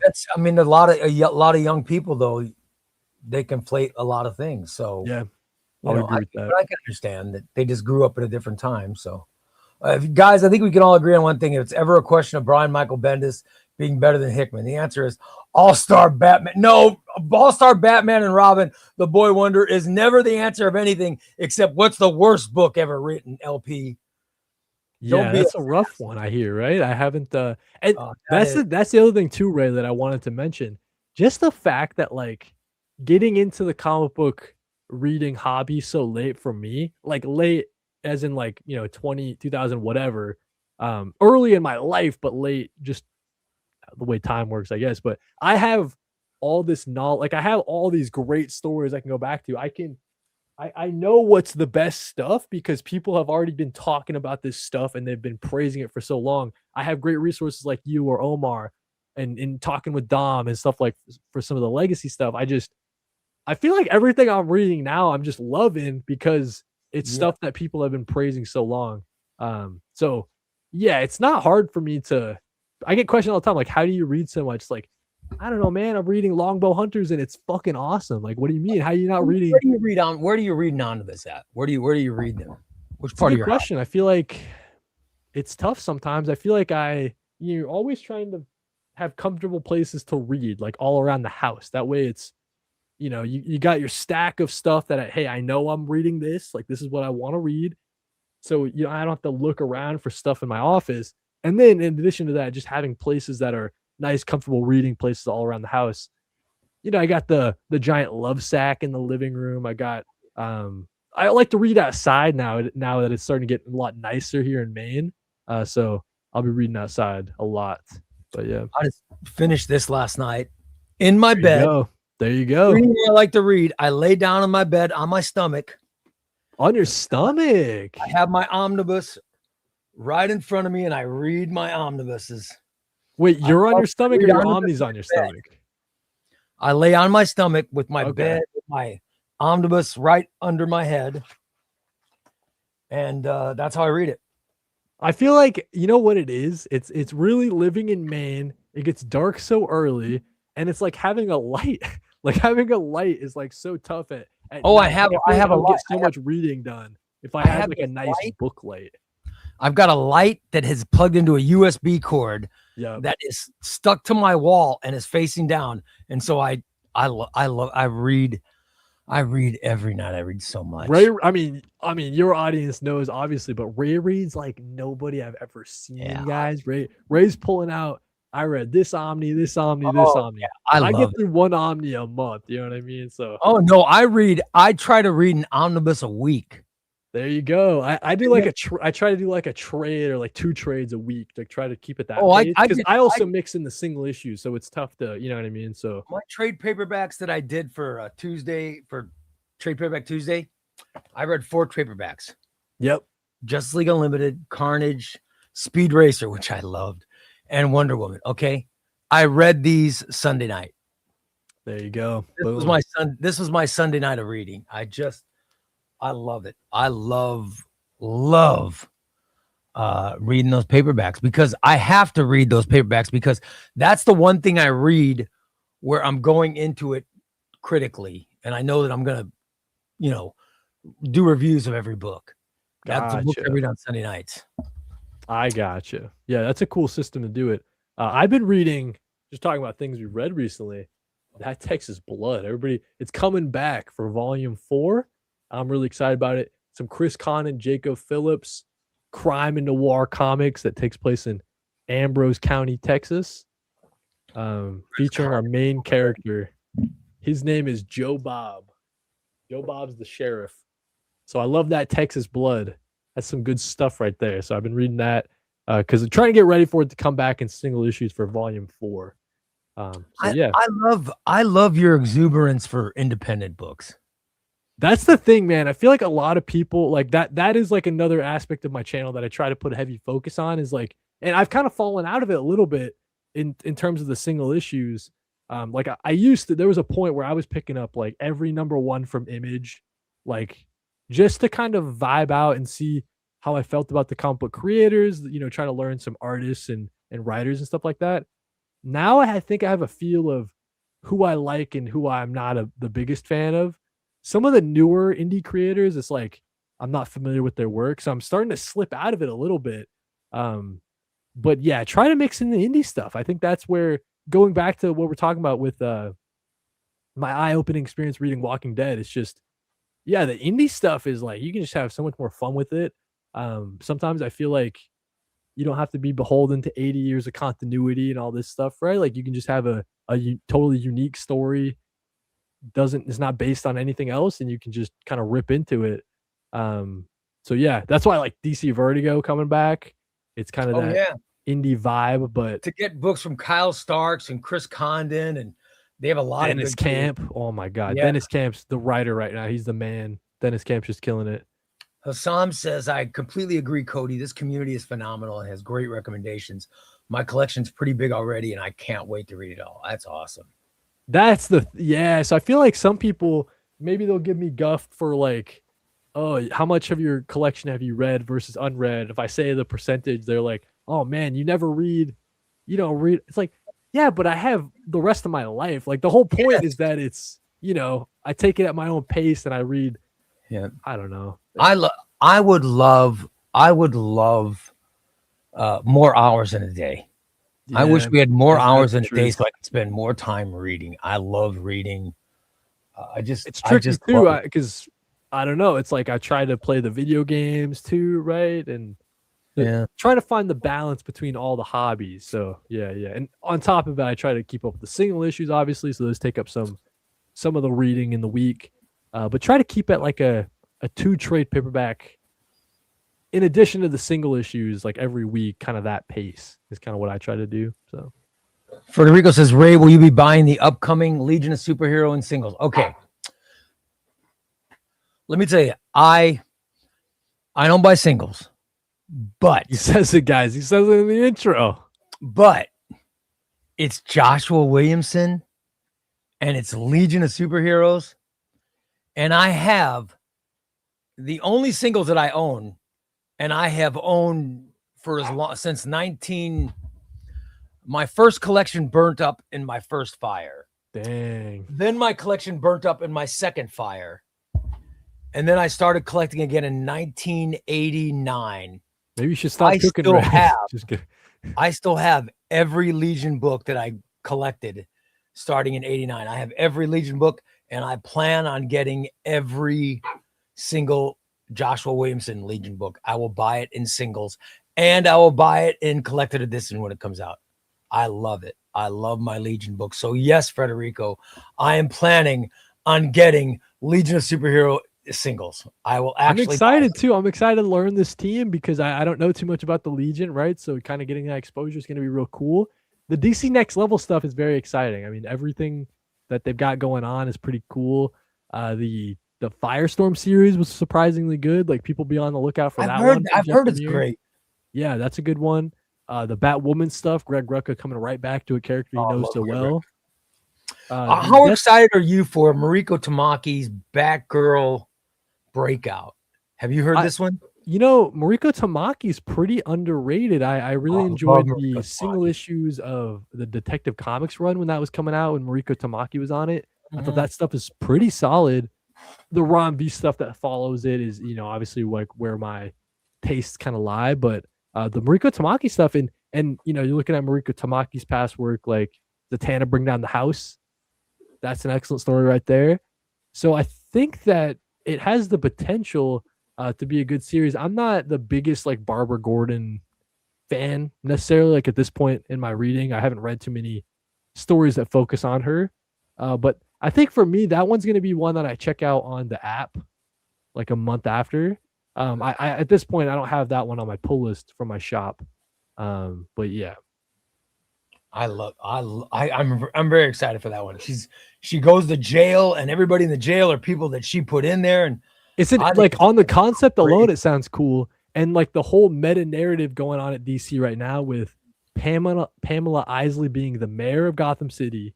You have Vandal Savage being the police commissioner, and so Yeah. they're working together. Yep. And it sounds like that's going to kind of lead into how Barbara gets thrown in the slammer. So yeah, I like that whole thing going on that they're doing in the Bat office over there. So yeah. Wes says, I think DC is going to sign Dennis Camp to an exclusive deal once Ultimate is finished. That's the interesting thing is where is Dennis Camp going? What's Dennis Camp's next project? Because we know that he's doing Assorted Christ events at Image Comics. That's been ongoing. One of the best series on stands right now as an anthology, which is crazy. It's so good. Of course, Absolute Martian Manhunter's ending. I feel like, and this is like reading the tea leaves, I guess, but you look at the upcoming slate from DC, you hear not rumors, we know a Doom Patrol book is coming in the DC Next Level slate.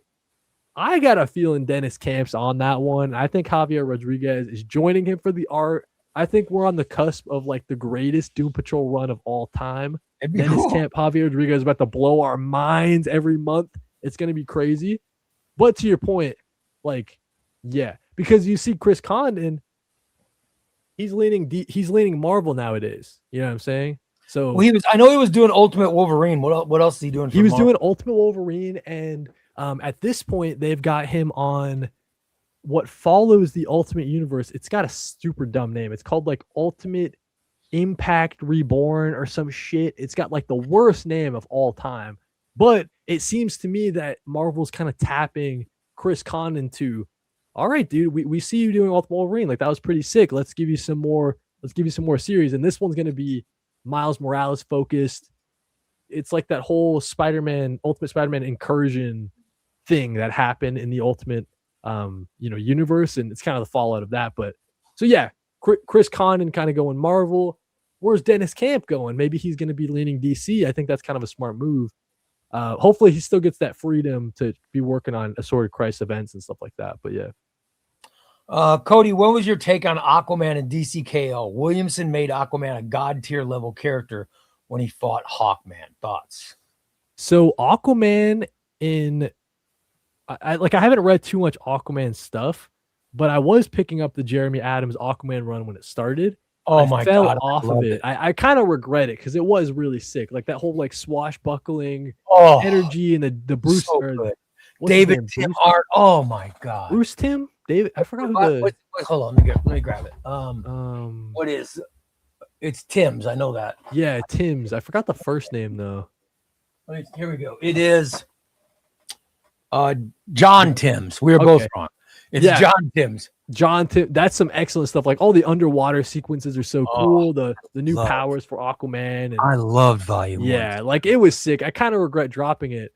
But how it kind of leads into DCKO, I thought that was interesting. I don't have like, the much to say on it, I guess. Like it was a cool moment in DCKO. Have you had a chance to read DCKO yet? Or maybe not because it's not been. I have not. No, I just read Justice League Unlimited, the Omega Act, which is going right into it. So I did just read that. I'm very excited to read it.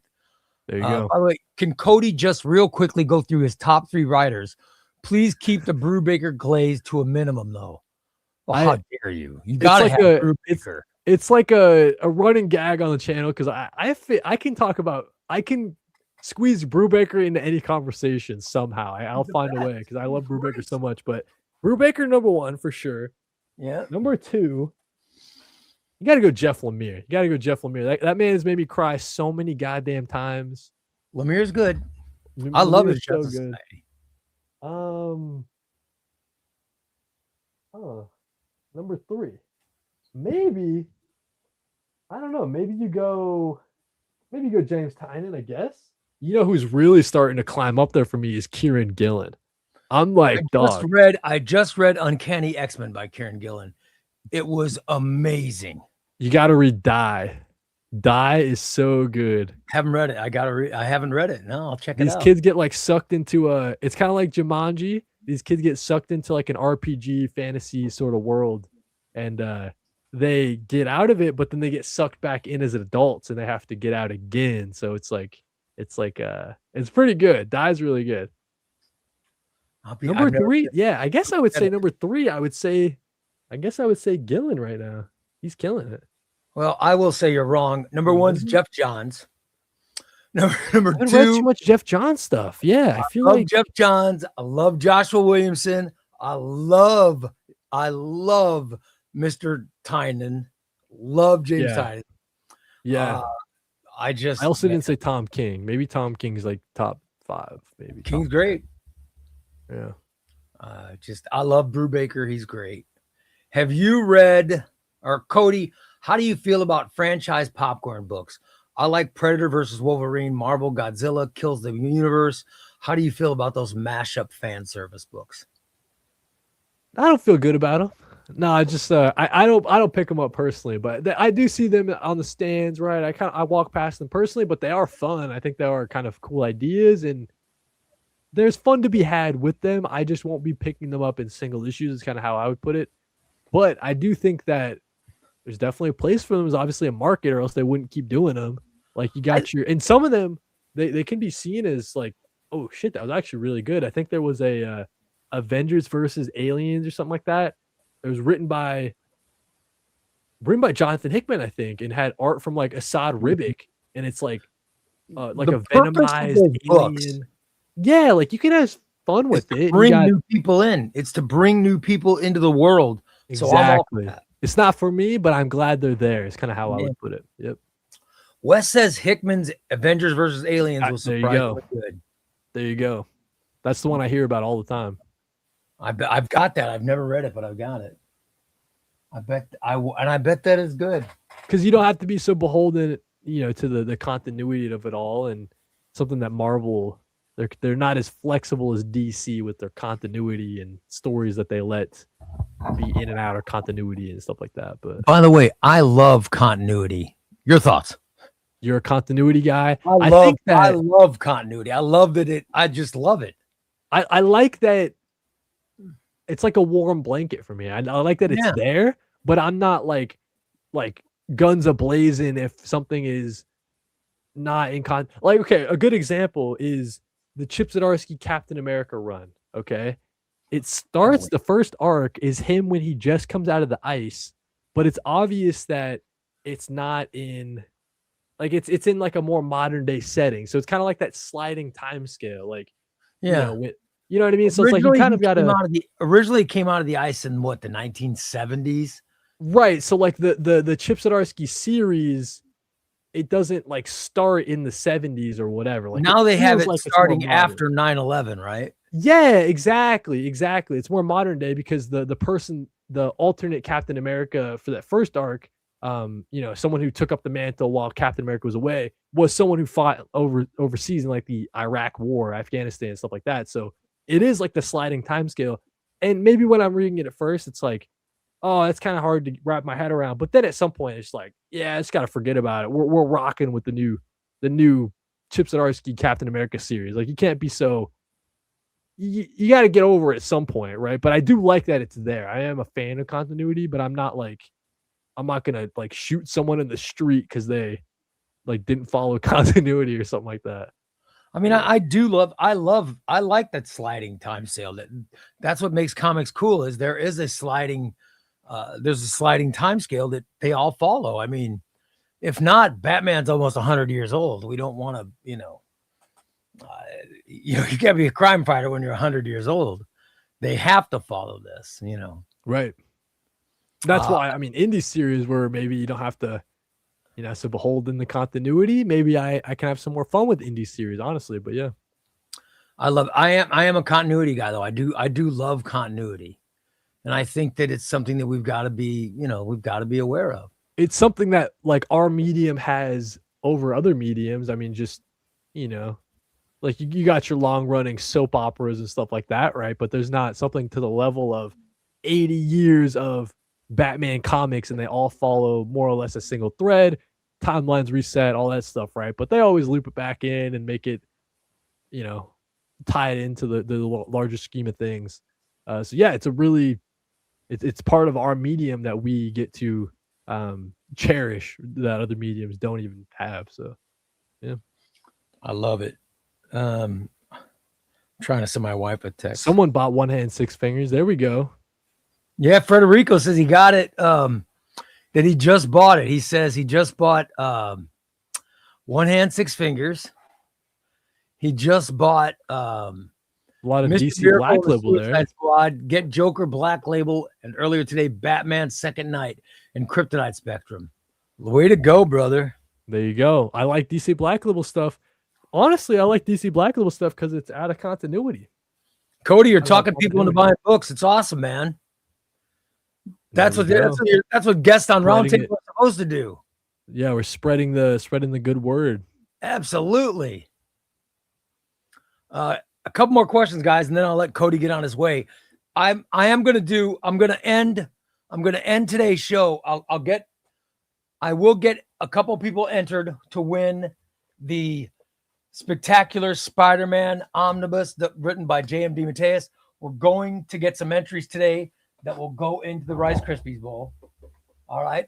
We'll get a member and a rando put in there, and I will do an unboxing. I got my big order from Crooks and Bandits Comics came in. I'm gonna unbox on today's show, so that's still there. You go. Let's see.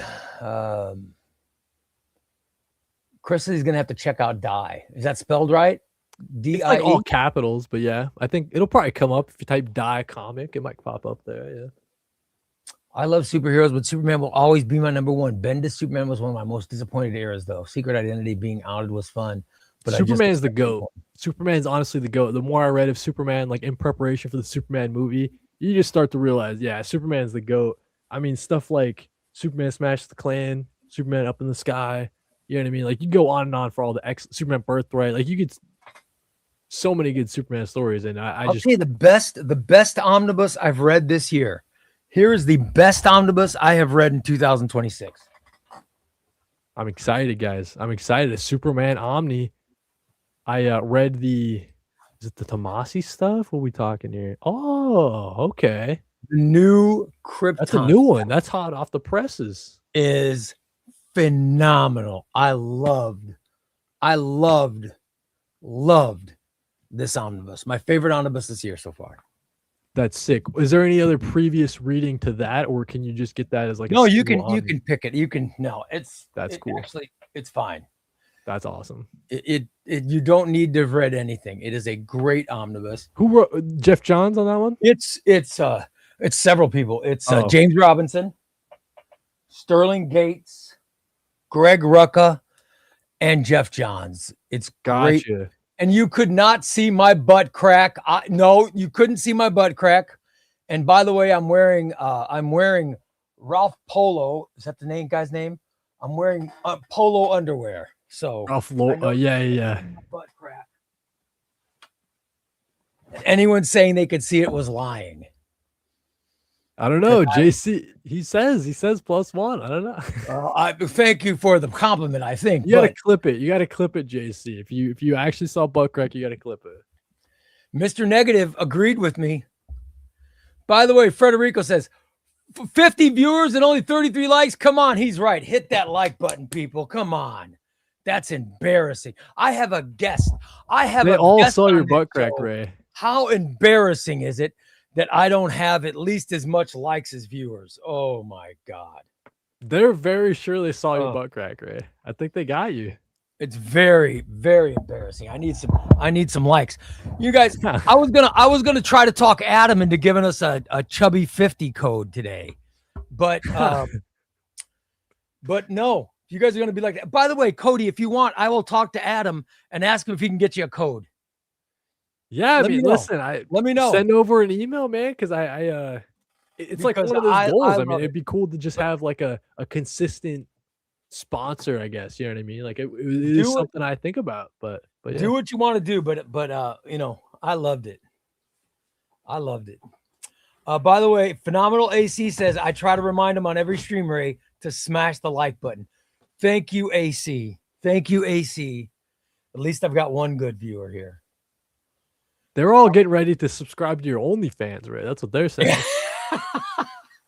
I do not have an OnlyFans. I'm sorry.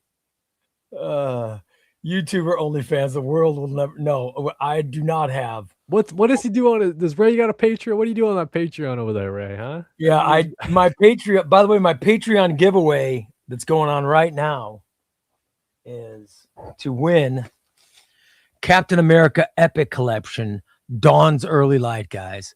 Captain America Epic Collection. We're giving this away. Just go. All you've got to do is comment. Just comment on Patreon, and you'll be entered. It's that easy. Yeah. And you'll be entered. It's that easy. Awesome. All right. My wife's bringing in all the stuff for me to look at these books, Cody. This is what I'm going to be doing. I've got. Is this what Ray's unboxing here? I'm going to unbox this. I'm unboxing this. And that looks like in stock trades if I were to guess, guys. What would you say? Is yes. It is it's Crooks and Bandits comics. Oh, there you go. He's repping it. He's repping Crooks and Bandits. Oh, thanks, man. Awesome. We got some people asking how I got into comic books. We talked about that at the beginning of the show. So if you want to rewind, you can hear all the juicy. You guys know I always start with the origin story. Come on. Oh yeah. Cody gave his origin story, and it's nice. It was shocking. I thought Cody was some 5-year-old kid running and getting comics, and that was not the case. I wish, man. I wish, like, if I had a comic store that was like within walking distance, like it would be crazy. But no, I only got comics every now and then growing up. Yeah, and it's in there. Go back and watch. Cody you were a great guest, by the way. He was a great guest. It was fun. The interview was fun, and then just talking comics has always a blast. Great. I just love talking comics. I don't know how it is in Ray's life, but I don't have anybody in my personal life to talk about comics with. I guess that's probably why I talk about them with the entire world online. So there you go. I know I am not as cool as Kai Bucks or Dom or any of these guys that you bring on your channel. Bucks and Dom are pretty cool, but you're cool, Ray. You're cool. I am always willing to come on and talk comics in your channel. All you got to do is ask. There you go. I'm thinking I got some things in the works. I want to have some more people on and try to do what you do. Like I said at the very top, I mean, I'm very inspired by obviously your work ethic, Ray. I mean, just the daily comic grind that we're both on. I look over, like, as we're both kind of chipping away and kind of doing our own thing. I look over and I say, "Oh, there's Ray. He's still killing it over there." So yeah, it's always cool to see you trucking along. Wouldn't it be great? Seriously, we talked about it earlier, but it would be pressure. But wouldn't it be great if this is what we did for a living? Just wake up, because like I wonder about that, because like Omar has to read stuff like to cover it on the channel all the time. Like I wonder how much pleasure reading he actually gets into. But yeah, just imagine waking up, just reading comics, and you film your YouTube video for the day, and like oh my God, it would be wonderful. It would be great. That would be cool. Yeah, that'd be cool. AC says Cody is good people. Subscribe to his channel. You won't be disappointed. You could feel how much he enjoys comics. And yeah, I appreciate that, Phenomenal. And actually, your name looks familiar. So yeah, shout out. I think Phenomenal AC is a longtime viewer of mine. So yeah, thanks. Appreciate it. I think that's all, but I think that's important, because there are people out there. There are people out there who I don't think share our passion for comics, and yet they're doing comic content. And I hate seeing people out there talking about books they haven't really read. I mean, they don't wear it on my sleeve. Yeah. I'm like, if I haven't read something, I'm just totally honest. I haven't not read that yet. There's a ton of stuff, based on our conversation. Like there's just, I newer comic reader. There's a ton of stuff I haven't read, and I kind of put that very upfront, and I let my audience know, because I'm not trying to pretend like I've read all this stuff when I haven't. I don't see any value in that. You know what I mean? So it's the genuine comic experience over here. So yeah. Look at that. You're a 28-year-old legend, Cody. Shout out to Paul Dev. Paul Dev's a real one. Paul Dev's a real one. I love it. You're a legend at 28. That's awesome, brother. I love that. Thank you, Ray. I appreciate that. I think it's awesome, man. I've really enjoyed having you on, buddy. I really have. And I'll have you on again if you feel like it. Listen, I'm always down. I'm making the rounds right now. Like I know I'm going to appear on Omni Dog's channel at some point. Oh, dude, you haven't done it yet? Have you done it yet? I've not done it yet. No. So Omni Dog, great. I think it's May 16th. So that'll be coming up. His channel is fun. So we'll be talking. We'll be chatting with Jess and Wesley Wiggins. I'm 5 years older than you. Everyone's always surprised when they find out how old I am. Yep. I love that. I thought I actually guessed your age. I had you at 28. You were on the cusp. I kind of jumped the gun by saying how old I was before letting you guess. I bet you would have got 28 for sure. I had you picked 28. That's awesome. And your wife's your same age, right? Same age. Yep. Good for you. Good for you. When are you guys gonna finally have kids? Have you even talked about it yet? Not on the horizon for us. We're kind of just chill. If I had a kid, I wouldn't be able to afford all this stuff, maybe, right? We waited. Listen, my wife and I waited till mid-30s. Okay. I was 30. What was I? 34, 33 or 34. My wife's younger than me, but I was 34, I think, when we first had our child. And I love my daughter. She's great. But eventually it's gonna come up. And I had a daughter. So here's the greatest part. I think sometimes when you have a son, it's no longer your comic collection, it's your family's comic collection. Because I had a daughter and she didn't give a rat's ass about it stayed in my comic collection. I see. So but however, now I'm getting to the age to where I'm hoping my daughter has a child that actually cares about comics. So I have someone to leave all this to. You know what I mean? Yeah. So I didn't have to share this with anyone, but I'm hoping that I get a grandchild that would at least want it. I love that. Anyway, that's what I think. By the way, Far Sender says, I love comic YouTuber that does the reading of comics. I like these conversations more. Glad I found both you guys. Oh, thanks. Yeah, I mean, that's something that we could be doing comics explain, story breakdown type of stuff, but that's not like where I'm passionate about making videos for, right? So I'd rather share my own thoughts and opinions, I guess, rather than just, and then Superman punched him in the head, and then the next panel, that's not the kind of videos I like to make personally. But no, I like the content that I do, that you do. I just, this is the content I like. I think what you're doing is very good. I always enjoy whenever I watch a Cody Collect video, and I think that's important.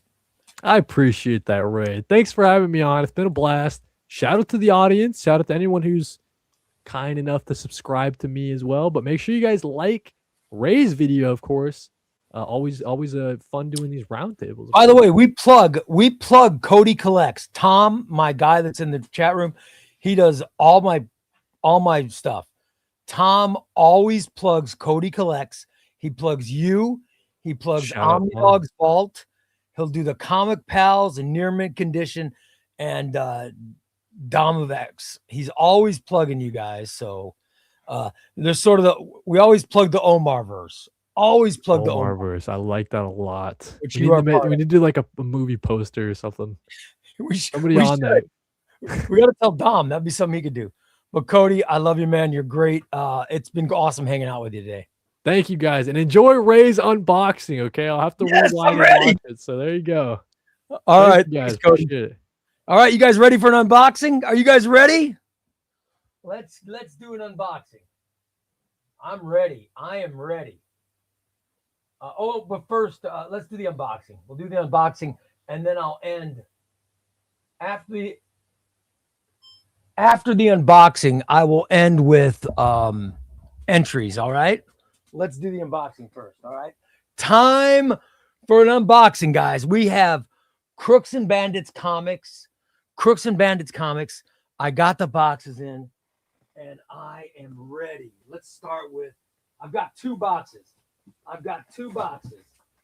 Let's start with this one, okay? We're going to start with this box, guys. Here we go. I love it. Here is my box cutter that my wife got. This is the plastic one. It's to keep me from cutting my fingers, to keep me from cutting myself, because I cannot be trusted. All right. Wish me luck. I'm not sure what's in this box. All right, here we go. We're ready to unbox, guys. Here we go. Here we go. Oh, man. Oh, you know what? They box things so well. Crooks and Bandits comics. Oh, my God. He boxes everything so awesome, man. Let me get this out of the way. All right. And we'll see what is in this box. All right.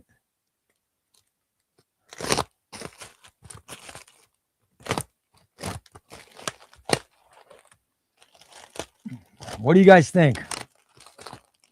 What am I getting today? What did I get from Crooks and Bandits Comics? By the way, if you go to Crooks and Bandits Comics and you use the code ChubbyRay Comics, you get $2 off a book.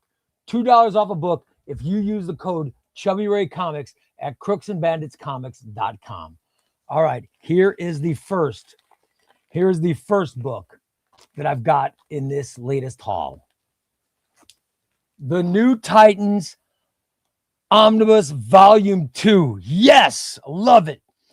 I got this because I have volume 1, 2, 3, 4, and 5, but 2 and 3 are the old light blue spines. So now I have the actual spine. Love it. This is the DC Bullet. All right. Let's see what else I got. What else do I have in this? Oh, this is going to be awesome. Are you guys ready? Chip Zdarsky Batman Omnibus. Oh, yes. There we go. Oh, love it. This is going to be awesome. I got Chip Zdarsky Omnibus. All right. Now let me open up the other box. So there's that's my first box from Crooks and Bandits. Here is the second box. Oh my God. All right, here we go, guys. Woo! I want to thank Adam at Crooks and Bandits. This is great.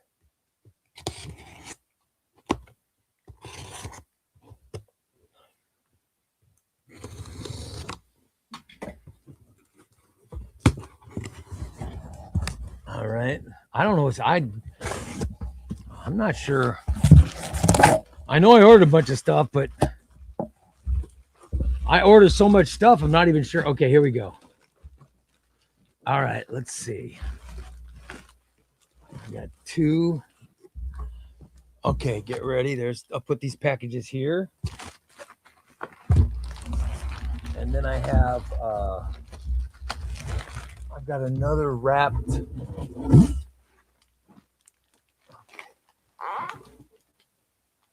All right, let's see what we have here. All right, guys. We're going to see what is in this package. All right. This is going to be a good haul, man. This is a good unboxing. By the way, I'm always so impressed with the packaging. Oh, I see what it is.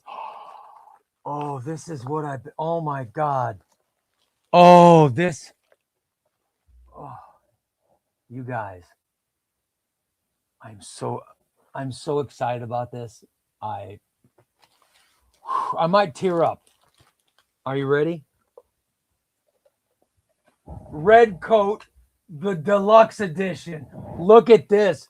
Red Coat deluxe edition. Oh my God. Thank you, Adam. This is amazing, my man. Look at this great packaging. Oh my God. Look at this. Look at the size. Look at the size of this book compared to an omnibus. All right.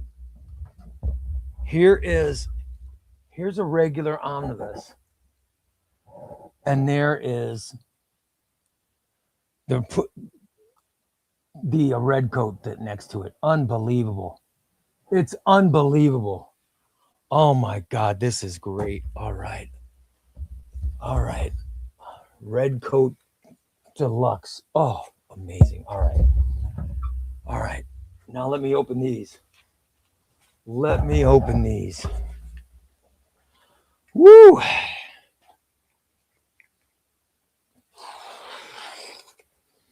God, I love doing these unboxings. I love doing these unboxings. By the way, I got the package. The Red Coat package came today. Oh, I'm so shocked that it got here this early. All right. I've got a DC Finest. This is a DC Finest I'm very excited about. You guys ready to see it? Get ready. The Joker. Joker Last Laugh. Oh my God, look at this. Oh, DC Finest Joker. I love it. Okay. All right, hold on.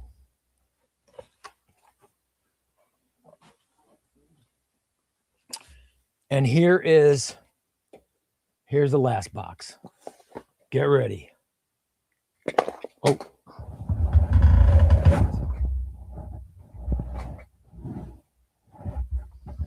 It's always a mess. Good Lord. I make more of a mess. All right.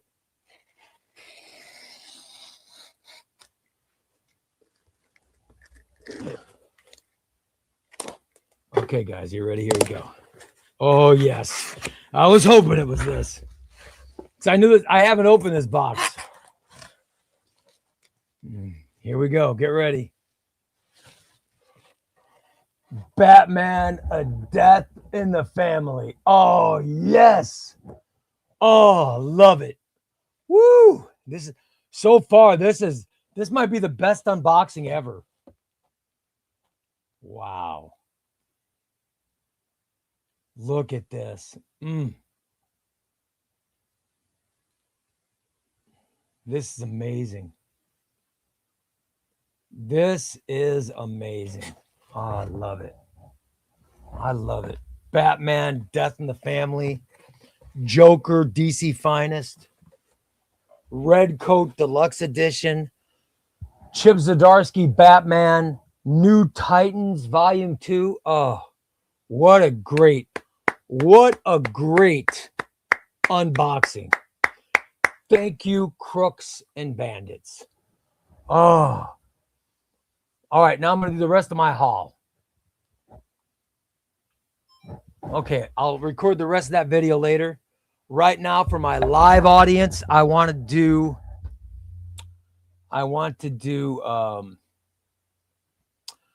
some entries. Mario says, Ray, I like your new books. Pretty cool score, right? I love it. Wes says, I hope Chester isn't underneath, Ray. He might. Yeah, Chester is underneath, guys. You want to see him? I don't know if you guys can see him, but here, I'll show you Chester. There he is. There's Chester. There's Chester. He's looking right at me with judgment in his eyes. All right. Thanks, Lakanama. I love it. Okay, guys, here we go. Woo! So far, it's good. I haven't even gotten the rest of the stuff yet. Wait till you see the rest of the stuff. I got to do that video later. But all right, let's do some entries for the Spectacular Spider-Man by JMD Mateus. All right, here we go, guys. Here's who's getting in.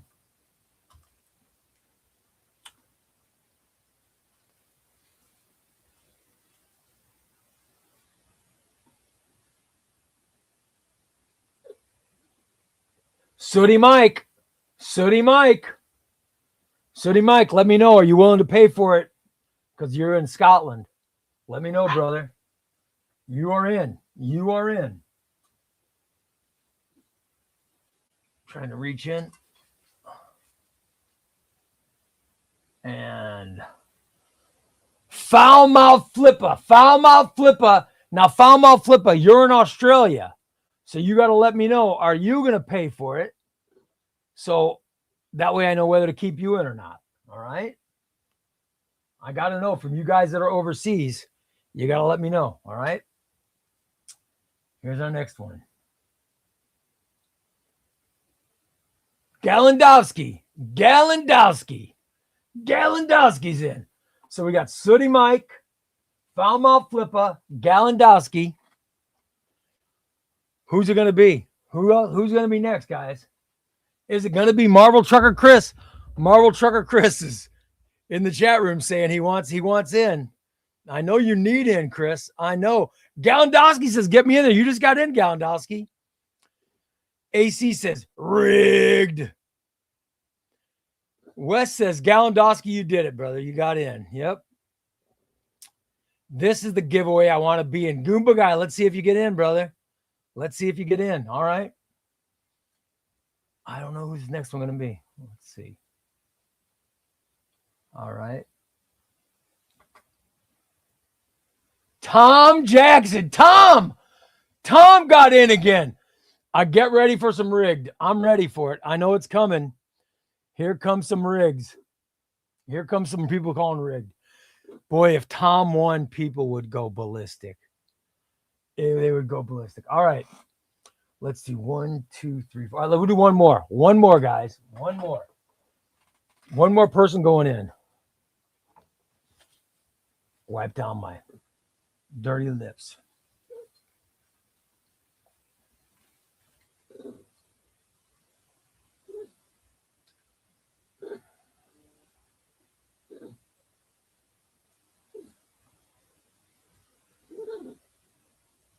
Sean Rice. Sean, you're in, brother.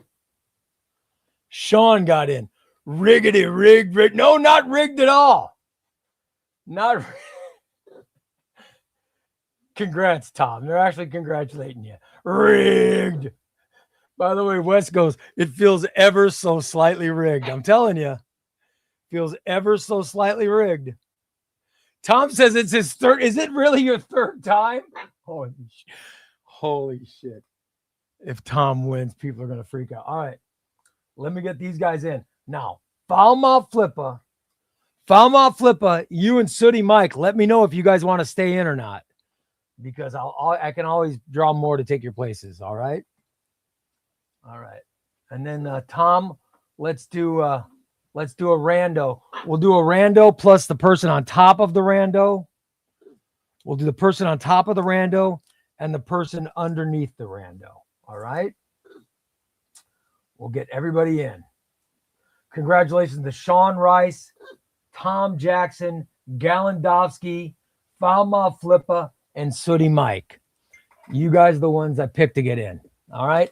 Let's do a random one. Okay. We're going to do a random. By the way, Wasabi says, if it's not me, it's rigged. By the way, AC says he's in 3 times. He wants to get in the 4th. By the way, Galandowski says Frederico was in there 4 times in the last drawing. Yeah, 4 times Frederico was in, and he didn't win shit. That's right. He ended up he was part of the Trash Can Fam. Hashtag Trash Can Fam, brother.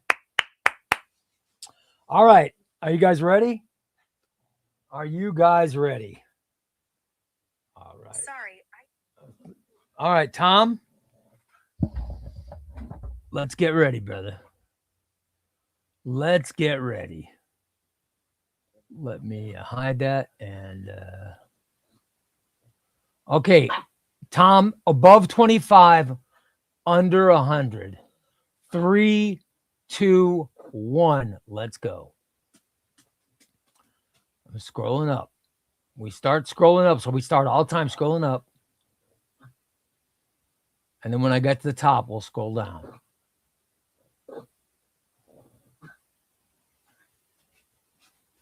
By the way, there's a ton of people commenting today. Seems like we had a good audience today, I think, right? We had a good audience today. Good crowd.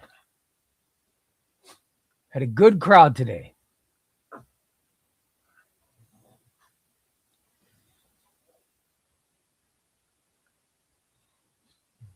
And Gun Fanatic, by the way, I just saw that. We got a super chat. Gun Fanatic, thank you, buddy. I just saw your super chat. Oh, okay, here we go, guys. Hold on. Tonight's rando. Yes, the brave, doomed soul about to swan dive face first into the Rice Krispies cup of death.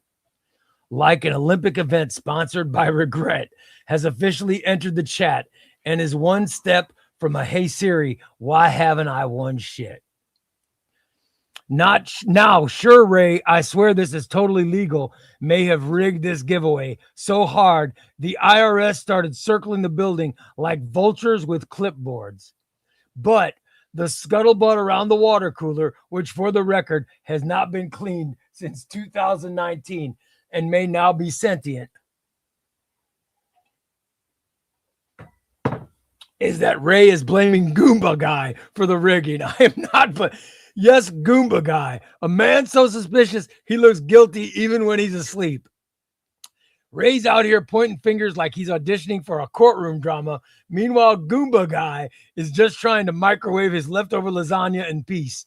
And now, after the bribery, the accusations, the cereal-based doom, the water cooler gossip, and Ray's 14th denial of wrongdoing, the rando who paid off Ray, nobody paid me off, dramatic drum roll made entirely of falling office supplies. Coming up right after this totally not sponsored message from crooksandbanditscomics.com.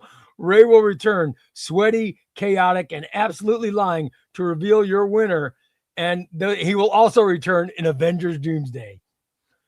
The winner is Jack Solo. Jack Solo. Did Jack win before? Oh my God, I just noticed something. This is totally not rigged, bud. This is totally not rigged. Jack Solo, congrats, buddy. Congrats, Jack Solo. Above Jack Solo is Wes. By the way, Wes won again, although Wes says he does not want in the cup. This is the third time that I have drawn Wes's name or picked him randomly, but he's not going in. So the person above Wes is see you next Tuesday. So next Tuesday is in, Jack Solo's in, and underneath Jack Solo, Gun Fanatic. I know that looks bad. Chubby Ray, as the only member of the fan club, people want to know if you have conducted your toxic sniff test on your collection. I have. I always get a little buzz. I always get a buzz when I open up my Marvel omnibuses. And by the way, before you guys even say rigged, underneath Gun Fanatic was Tom, and you see you next Tuesday. There you go. That's who got in. So congrats to Jack Solo. See you next Tuesday. And Gun Fanatic. You guys are all in. All right. Let me get everybody put in. And this was not rigged. This was definitely not rigged. And by the way, I noticed there were also some we had some people get sign up for memberships, and I just noticed them as well. So please forgive me. I did not get the new members put in yet. I will. Maybe I'll do one more member drawing after I put them in, but I didn't see that. I didn't see those until just now because I was interviewing Cody. But congratulations, guys. Everybody, please remember so I could fill out the tickets. All right. Let me get these tickets filled out, and then we'll wrap it up tonight. Of course, we did get a super chat, so I guess we could go a little bit longer. By the way, Chewy Queso re-upped his membership. Hello. Way to go, Chewy Queso. And Chip Crisper. Chip Crisper re-upped his membership. Thanks, brother. That makes me happy. You guys are awesome. Thank you, guys. I appreciate it. All right, let me get everybody in. Sean Rice. Galandowski.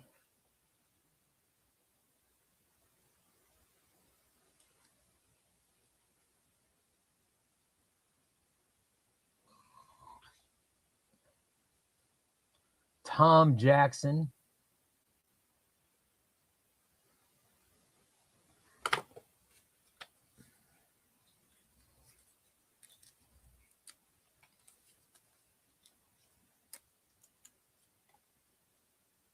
All right.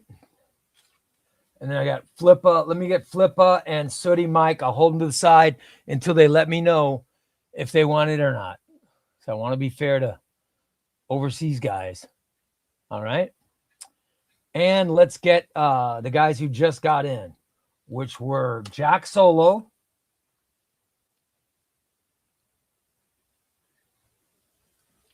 Gun Fanatic,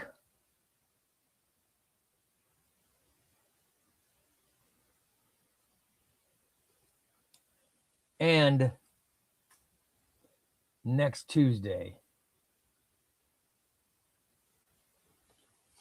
All right.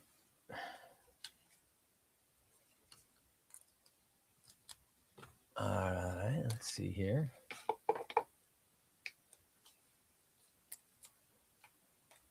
All right, guys. There we go. I love it. What do you think, guys? By the way, Los Master says, maybe I can break the month-long losing streak. And Chris is trying to get in. He hasn't. Nate in the Loop says, new here. What's this channel about? This channel is about comics, people who love comics, and winning comics. That's what it's about, Nate. How else do I explain it? Galandazzi says, no new members, Ray, just re-upping their memberships. I love it. See you next Tuesday says, woohoo! I hope my first child is a masculine child. Thank you, Godfather. Phenomenal AC says, rigged. Please, can we keep this conversation in DMs? It's really bad vibes.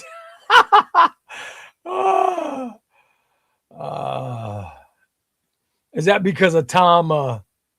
Is that because of Tom's post naming poor Goomba guy? It's also about Chester the Pug. This channel is about the hashtag trash can fam. By the way, LP says, I'm not sure what's going on. I don't know what's going on, but I feel like I'm coming into some Goomba guy. If you think this is a serious conversation, you're reading it wrong. I don't. Is LP causing problems? What is LP doing? It's your opinion is respected and valued. Does it matter if it's true, if it's right or wrong? No, because I respect. Yeah, that seems fine. Whatever you're saying there seems fine, brother. Whatever you're saying seems fine to me. As long as you respect everybody's opinions, I don't care what you guys talk about. Anything else we need to get done, guys? Oh, LP and Aaron are going at it. All right. Well, yeah. By the way, Goomba guy says he loves Tom. He loved Tom's post. Yeah. I think LP's just giving shit. That's what he does. LP and Aaron are going to meet behind school tomorrow and throw fists. I'm sure. And Oren always argues. Aaron argues with somebody every show. LP is the guy. Hey Ray, LP and I were discussing Frank Miller and people are overreacting about it. Chris says, please one more. Tom, should we do one more? Shall we do one more? Or should I wrap it up? Should I do one more for Chris? Should I do one more for Chris? I could draw one more for you, Chris. I'm hoping, buddy. Chris says Spider-Man is his favorite, and he needs it. I wish you luck, buddy. I'd love it if I would love it if I drew your name. But I don't know, man. It's not coming your way. We'll see. Here we go, brother. Wes has got to get Chris in there. All right, we'll see. Here we go. I just drew two. All right. I drew two. Should I LP? Let me ask you, because LP's talking. LP, I drew two. I drew two tickets. Should I put both of them in or only one of them in? By the way, Wes says, if Ray is wishing you luck, you're screwed. Gowndas says, put the rest back in there, Ray. Phenomenal AC says, Marvel Trucker Chris, I hope you get in. Hey, Ray, I vote that if you draw Wesley anymore, you give it to Chris. Put both. All right. LP says put both in. All right, LP. Because you said put both in. All right. Here's number one. El Gazebo Studios. You're in. So I don't throw this one away. I'm going to put this one in. Are we putting this one in? Yes. Because El Gazebo just got in. El Gazebo just got in. All right. Here we go. Here's the last one.